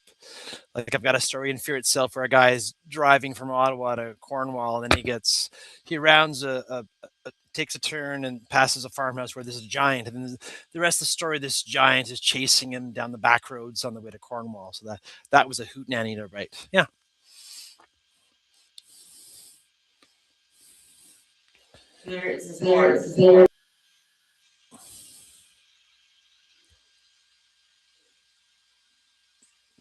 Say again, was that for me or?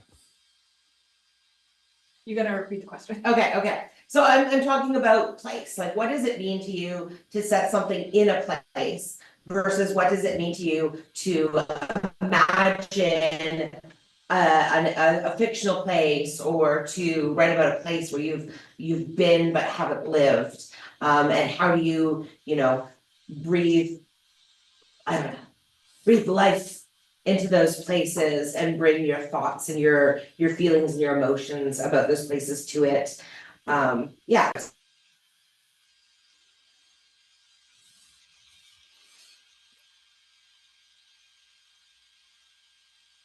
Like I said, that's for me, that's why I chose two places that I do know intimately, and all the little towns that are along the way.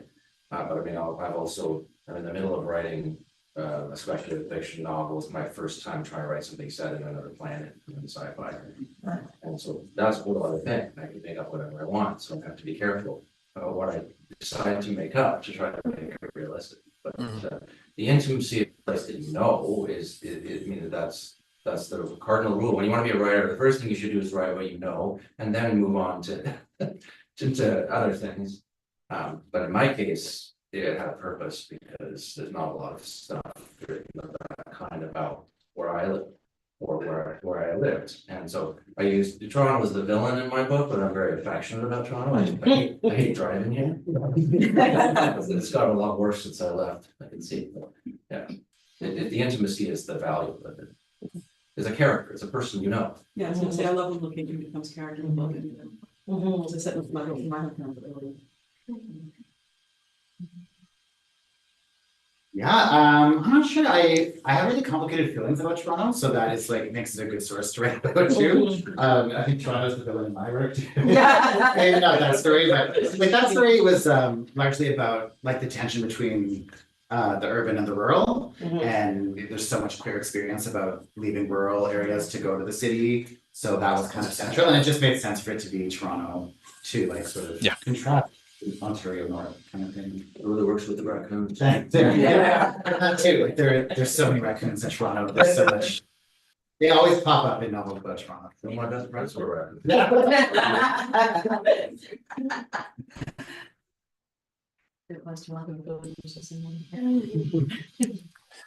And James, you have thought. Oh yeah, many. I just wanted to add, based on what both of you were saying, I'm a big sucker for a small town, and where I grew up, Cornwall. It's a prime example of a city that acts like a small town. A lot of kind of provincial wisdom in a city of 48,000. Also, the Seaway Valley in and around Cornwall. There are a lot of dead zones where you can't actually get Wi-Fi or a cell phone signal. So when I'm writing spec fic, I quite love doing that. I like having spots where, well, maybe the phone won't work for this character. Because the worst thing for a horror writer is to have a character encounter something supernatural and they just get out their phone and they call 911, and that's kind of a dull story. Like my novel Town and Train, I said in 1990 in a fictionalized Cornwall, because I wanted to see all these things about living and growing up in Cornwall. When I try to sell the book in Cornwall, people say, well, why did you make it fiction? Because like, Cornwall gets a bit of a bad rep in the media, except for people like Ryan Gosling, who kind of came out of Cornwall, and who's a good kid, and I hear he's almost as famous as me. He's coming up, Ryan Gosling, so I really like what he's doing. But I also love like the Ray Bradbury school of writing, where when you have something fantastical or interesting or otherworldly, setting it or couching it in terms of the normal is very important. Even if like I write something completely off world, if there's just one nugget or one little grain of something that's grounded or couched in the normal, that's what really grounds it for, I find, for my readers, makes it something they can kind of latch onto, and then I can kind of play with everything else. And Justin, do you have thoughts about writing about plays or just? Yeah, I mean, place very much figures into a lot of what I write, mainly because I just write a lot about, I've been thinking a lot about my relationship to place, particularly the place where I live right now. And there's a lot of tension that I feel in terms of feelings like I don't fit in, like I don't belong, very much actually keeping into the plot of Matthew's reading. And yeah, I just love reading stuff, and I love writing about also just how our relationship to place can change, how fluid it is. Sometimes a place can feel very safe, can feel very home-like, and sometimes that same place is the opposite. So yeah.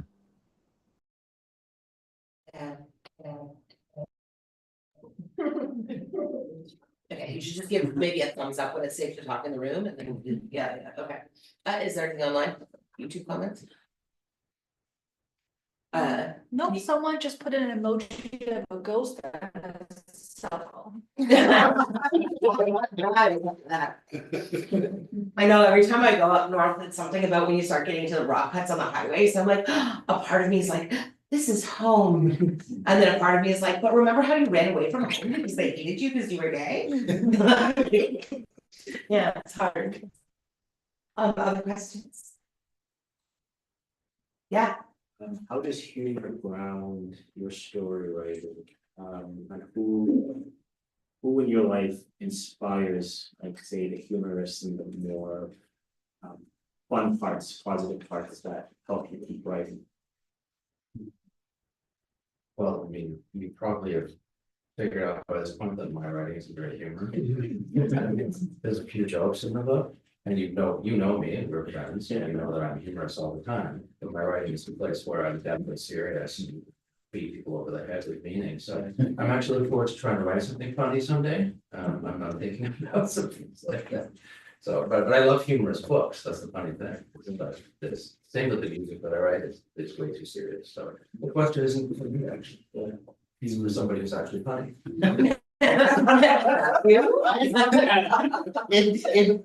It took me a long time to accept it because I wanted my writing to be serious. And so when I would get the reaction of laughter from readers, when I was younger, I felt like, no, like, don't laugh, like this is you know. And I realized over time that humor is really a huge part of what brings people in, like what brings readers to you and brings readers back. And a lot of my work is quite dark, or is either really weird or really dark. And I think I wasn't prepared for how off-putting a lot of readers found that. With this collection too, like some people are calling it horror adjacent, and then other people are saying it's not horror. And like I hate all the little labels we have to put our like books into.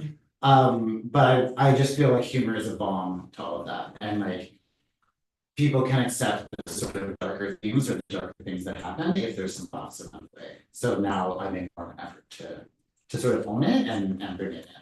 And if you're asking where it comes from, it's my mom, not my dad. She would want me to say that. Okay, the story with the doll is horror, the rest of them I would say not. Okay, we want to be quiet in the room and let Justin, why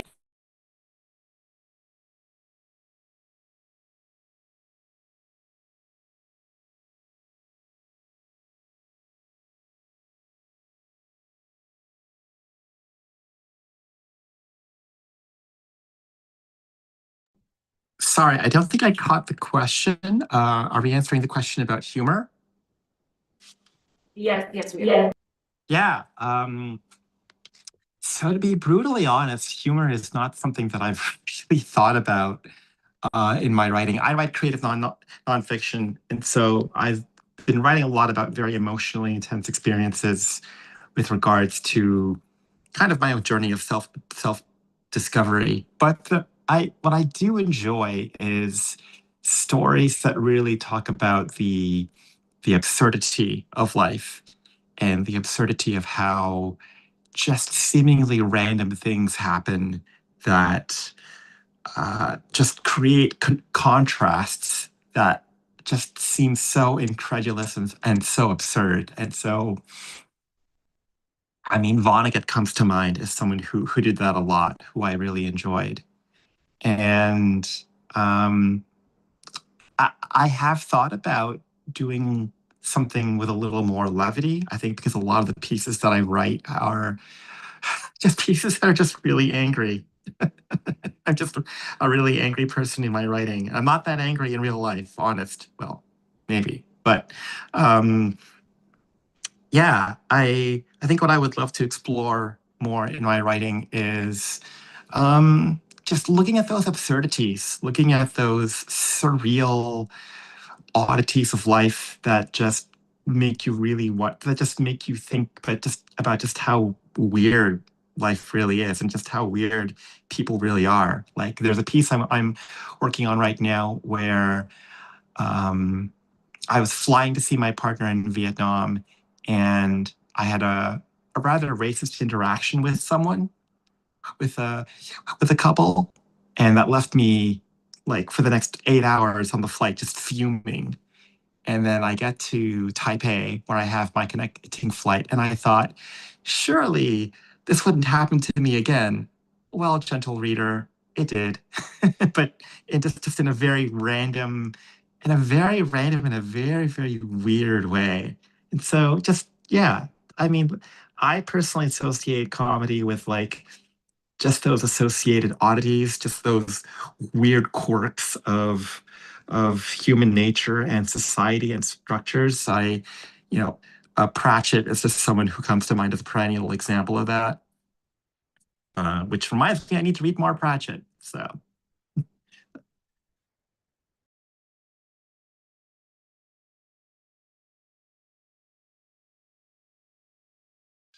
Hello. Humor for me is it's a big coping mechanism in real life. I've got an Irish background, Irish Canadian background. So even I was younger, dealing with awkward social situations, or with a last name like Moran, getting bullied in the schoolyard, humor was a very good go-to.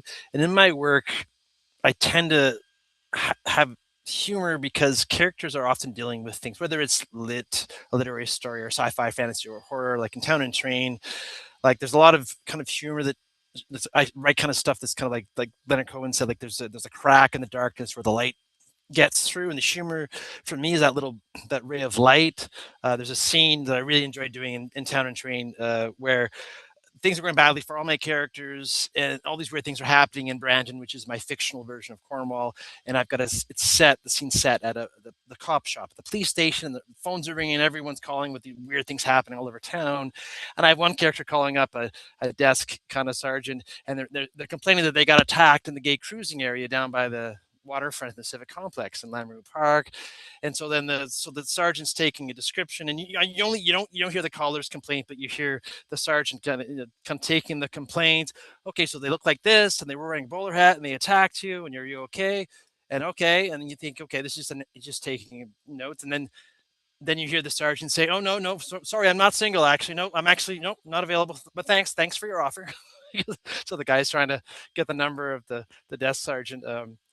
For me, it's my characters have to kind of deal with what's happening, and it's a very human kind of response to things that you just can't kind of deal with. And typically, when you're dealing with the unknown or the other, when my characters come up against whatever it is, uh, the questions of deep-seated beliefs, and do you believe in God or the devil, or are you religious or the atheist, or are you Wiccan or a chaos magician like myself? Like, how do you handle it? And then either way, you're like, wow, there's got to be some humor here now, because you're up against something really wild. So for me, it's just a part of life, and I can't imagine not having it. I've read some more nihilistic kind of fantasy, horror, and sci-fi, and it's not my thing. I'll read it once in a while, but to be human, even if you're facing the gallows like in Monty Python or whatnot, you'll always look on the bright side of life. So for me, it's a coping mechanism, and a very Irish kind of coping mechanism.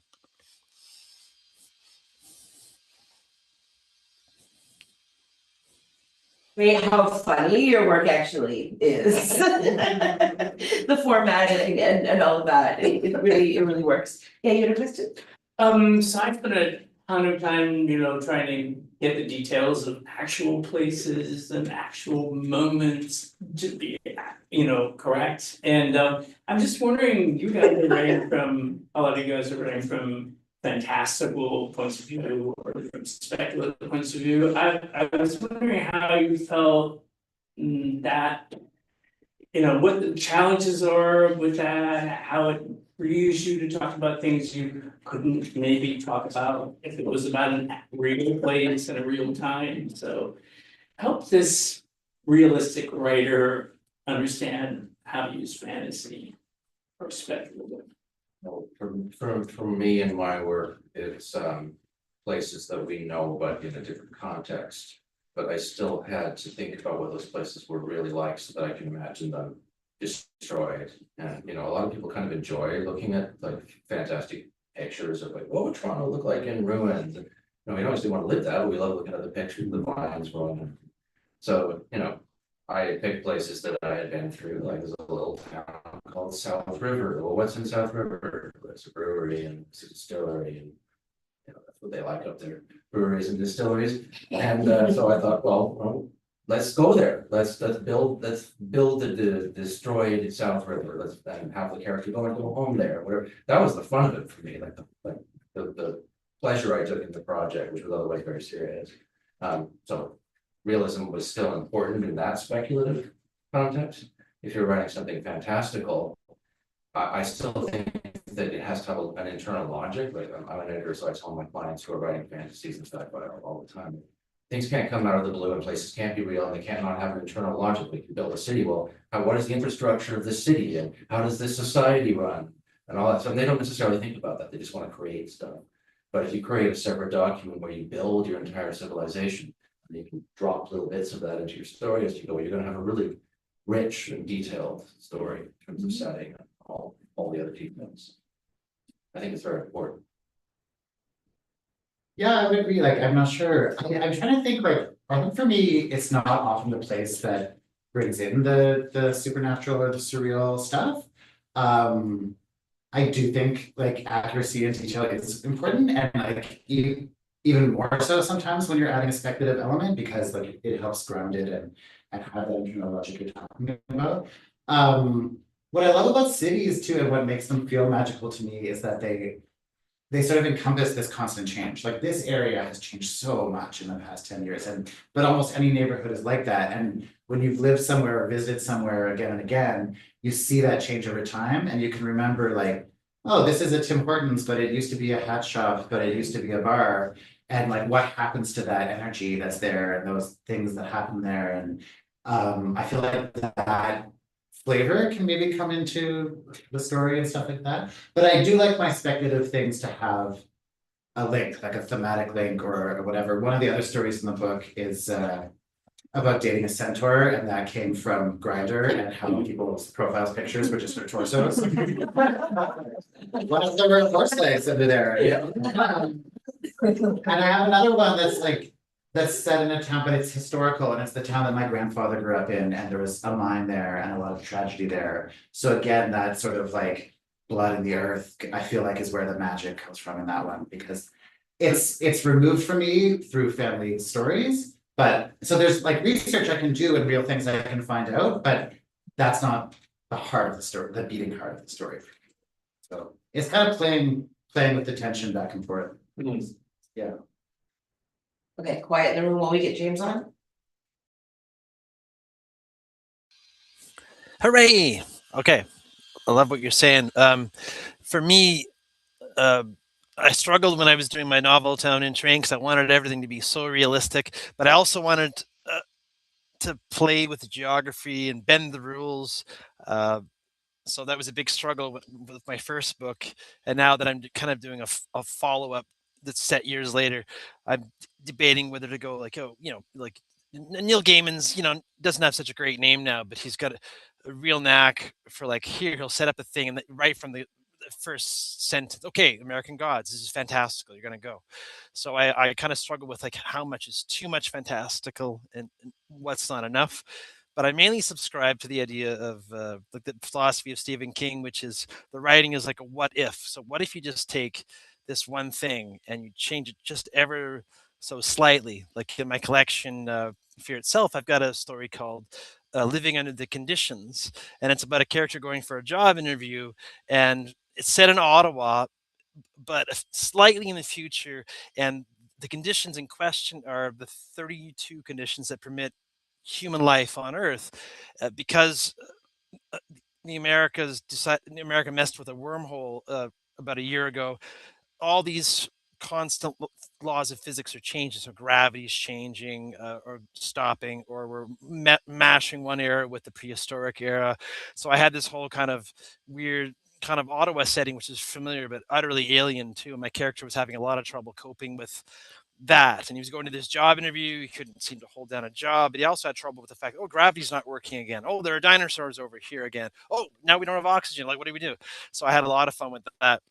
So to me, it's a question of, well, what if when I'm dealing with something quite local and recognizable? And the other way I like to go too is like, okay, well, let's go completely fantastical and go whole hog kind of thing. I've got a novelette I'm trying to place called Sketchy. It's about a character going from bar to bar in Ottawa's gay village back in 2002, and he's an empath. If he touches somebody, he can actually see something about their life, their future, their present, or their past.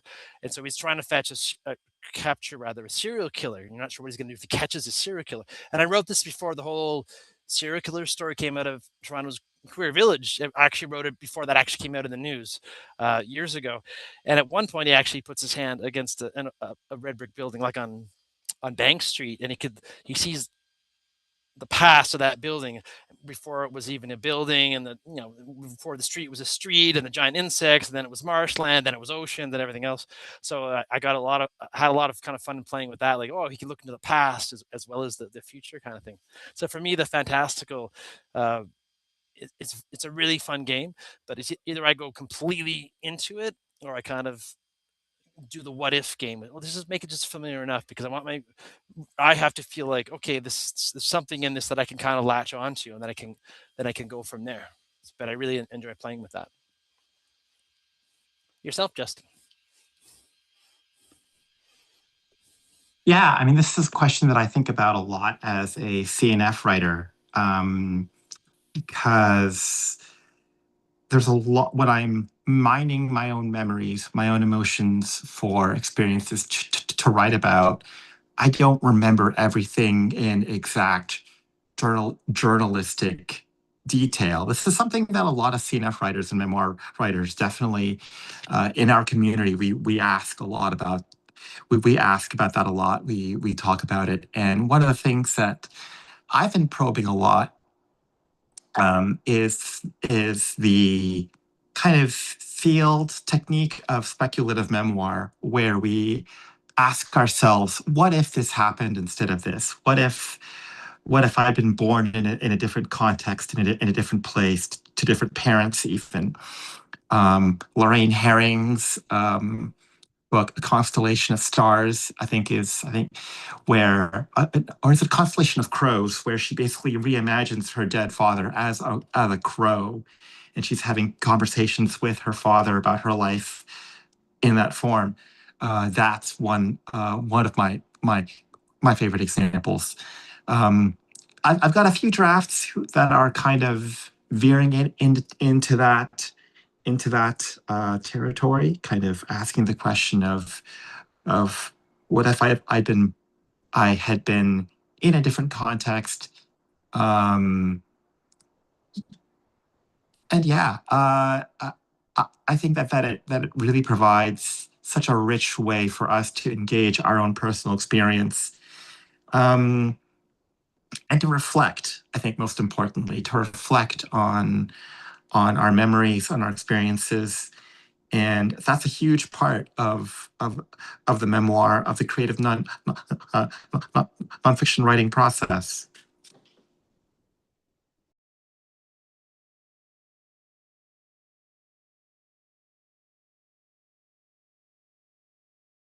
is just as important, and I think what I try to do is write a story in a location that couldn't take place except in that location. The location has a really strong personality and really strong, it's almost either working for or against my protagonist. It's like, the thing I always talk, when I teach the location's character, I say, imagine if Batman took place in Miami.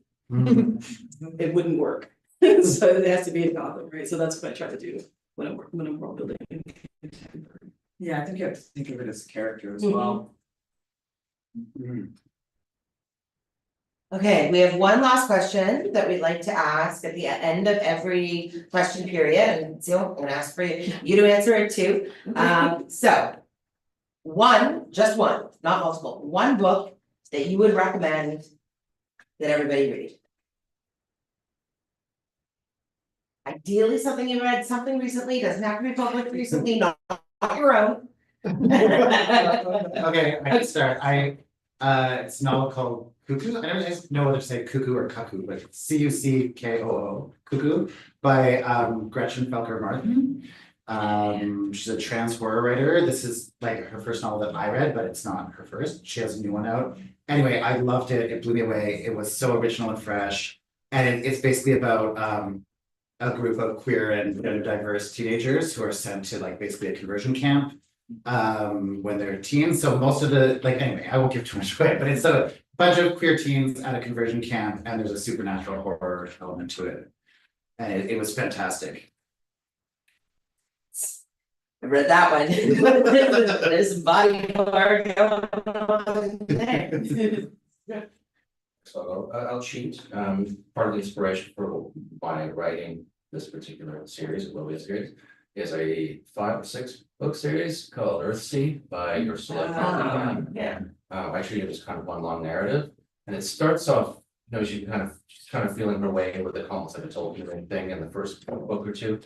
And by the end of it, it's this richly philosophical guide to how to live your life in a spiritual way. And it's about, politics, democracy. You can kind of see Le Guin's whole philosophy of life developing through this YA series as it goes along. And she doesn't include graphic violence. She doesn't include a lot of even action, and even in her adult novels. But by the time you finish reading one of these books, you feel like you've had this huge feast of ideas, and you feel like you're a better person. And how many authors can we really say do that? Like, there's a lot of great authors, but someone could change your life. And I read a lot of speculative fiction when I was young. I read all the greats, but for some reason I sort of only dabbled in her. It was in my 20s or 30s that I finally really got into her work. And I felt that it did sort of reorganize my brain and change the way I did other people's work, changed the way that I wrote. And so she's kind of, I know she's having a moment right now with everybody, but she's the big one for me. So that series is one that everyone should read. Way to get around the one book rule. Well, it's like a 2000 page. Do you want to answer before we go on? Yeah. So mine is a debut author. It came out last year. It's my favorite book of the last few years. It's called When the Tides Held the Moon. And the author's name is Vanessa Vita Kelly. It's historical romance, magical realism. it's mermaids. It's like gorgeous. The cover is an illustrated novel. The author's also an illustrator, and they created this world that you just want to stay in for a while. But it's queer rep, it's immigrant story, it's just a really beautiful story, and I couldn't stop thinking about it for months after I read it. Read that. Okay. All right, everyone go online. Yeah, James can go first. Sure. So many. It's like trying to pick your favorite kid. Someone else's kid. So I keep my favorites by my desk. I have a whole shelf of on my desk and at the shelf beside my desk. I should add that every room in our house has a library, even the bathroom. If you open a drawer, you'll find something to read. So it's a library in every room. But I'll have to go with a mainstay of mine. It's stuck with me for years. It's Snowman's Children by Glenn Hirschberg, a Jewish American writer. And this kind of wires into a lot of things we're saying about we mentioned about memoir and about real place and fantastical, not fantastical. It's a faux memoir kind of suspense novel, and it's about a kid growing up just outside Detroit, and how in the 70s there was a serial killer on the loose who would abduct a kid, dispatch them, and then leave them dead somewhere in the winter with their dressed up in very fine clothes. And so the novel toggles between the narrator's current life where his girlfriend's dumping him and he's going back to Detroit to find out what the hell went wrong when he and his friends were living through this thing in the mid 70s, and there was a curfew imposed and they were daring to go out, and kids were showing up about once a month dead, dressed up in fine clothing. So it's a great faux memoir, and I'm a sucker for novels that also switch or toggle between the present day storyline and going back to like, hey, what the heck messed us up? So Glenn Hirschberg's The Snowman's Children, because it's genre defying, and I love this defying genre. It's suspense, it's faux memoir, it's a hint of horror, it's kind of magical realism, it's kind of all in there. Yeah, and that's how I discovered Glenn Hirschberg. Yeah.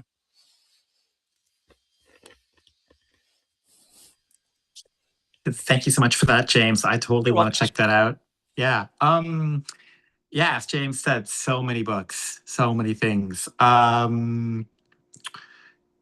Yeah. I had a recommendation for a book that I'm currently reading, but I'm gonna switch it for a book that a book that I reviewed on that I reviewed on the Ex-Puritan last year, and it's an essay collection. It's a collection of translated poems from someone who is like a social media friend of mine, a poet translator by the name of Elin Wang, and it's called "The Lantern and the Night Moths" by from Invisible Publishing. And I think it really ties into a lot of the questions people have been talking about here, especially with the question of place and the role of place. That question of where you are, where you belong, factors really strongly into the poets that Elin Wang translated, many of them being very, very old Chinese poets, and some quite new, some quite modern. And there's the kind of touching on a lot of the themes that have been coming out here in the conversation. There's one poem that really sticks out in my mind where it just talks about people selling their kidneys for iPhones, which, is one part horrific and also one part kind of black humor, black comedy in that sort of weird, twisted kind of way. And which was a real thing, by the way, which happened, I think, in the early O's. So yeah, The Lantern and the Night Moths by Elin Wang from Invisible Publishing, and Invisible has a ton of amazing books too for folks who love poetry, queer poetry as well. It's a great book, one of my favorites. Hey, rain. I gotta pull my script up again, but basically this is just the part where we thank everybody. So thank you for wonderful readers tonight. Thank you to the Toronto Arts Council and Access Copyright. We'll be back in person and on YouTube again on July 8th, 2026. So mark your calendars now, July 8th. Oh, right, the buying books. Alistair has books that you can buy. You have books? Let me buy books. But okay, so you can buy the books, hang around, they don't kick us out of here, buy books from them, they can sign them, they can write whatever you want in them, right? Yeah. Sign away your firstborn this book. So buy their books. And July 8th, we'll be back here and we have readings from J. Marshall Freeman, Sky Gilbert, Anitas Salika, and Greg Frankson. And as always, we'll have a guest speaker to talk on a topic related to the art, craft, or business of writing. Thank you very much, everybody. Thank you. Thank you so much. Thank you. That's sweet.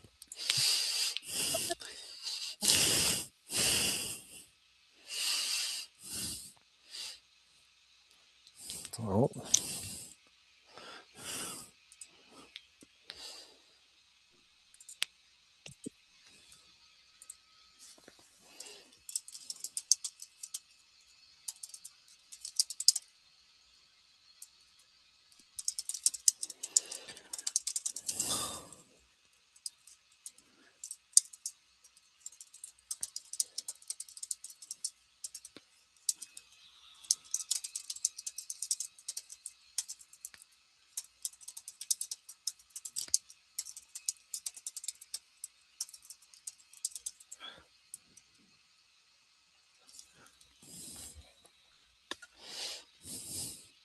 Yay. Yes, it's awesome that you'll be at be at Pride in Toronto, James. I would love to catch up with you and hang out with you for sure.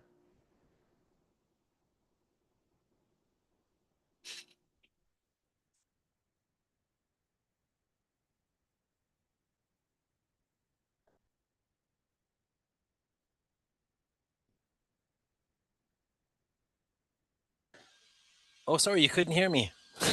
Yeah. Well, I was saying my best friend growing up, named Steve, had a stutter, and once or twice I got him in trouble because he was supposed to be doing speech therapy instead of hanging out with me. Oh, And he that's was, awesome. and he was a black kid from Barbados who was adopted by a white kind of ex-hippies, and we were Oh, best friends. wow. Yeah. So we were best Amazing. friends all through grade school and high school, and university. Yeah. Wow. That's amazing. There it is.